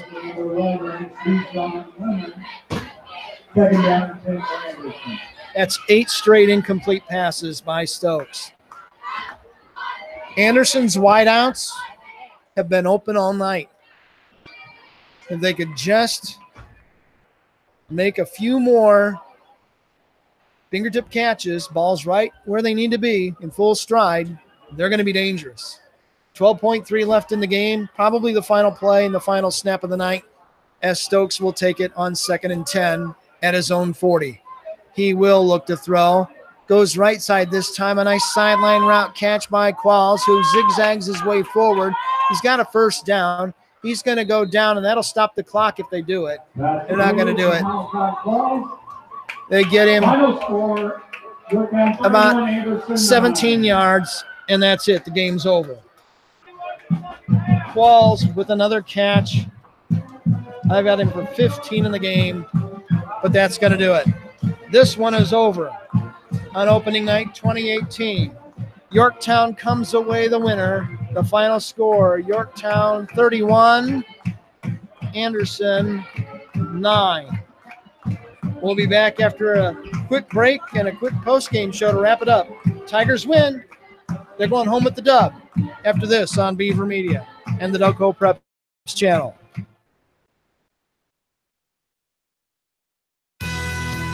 It's the geometry teacher who mans the ticket window. It's the kid in grade school who paints her face blue and white before every home game. It's the accountants and salesmen and store managers who give up their Friday evenings to referee. It's the graduate who listens to the league championship game on the internet. It's the parent who sells ads in the school athletic program. It's the cashier at the corner convenience store who wears school colors on every game day. It's the trainers, equipment managers, and ball boys who never miss a practice. What makes high school sports here in Indiana so special? They do. You do. We all do. High school sports. It's the we that every community needs. This message presented by the Indiana High School Athletic Association and the Indiana Interscholastic Athletic Administrators Association. Looking for future leaders we can trust and believe in? Look no further than the high school student athletes right here in Indiana. High school sports teach young people how to be effective leaders. It begins by making their grades and being on time for practice. It includes learning to listen, following directions, accepting responsibility, being a good role model. And it's about respect for officials, opponents, the rules, and each other. The result? It transcends sports. It gives us hope for the future. High school sports. They're so much more than just a game. This message presented by the Indiana High School Athletic Association and the Indiana Interscholastic Athletic Administrators Association.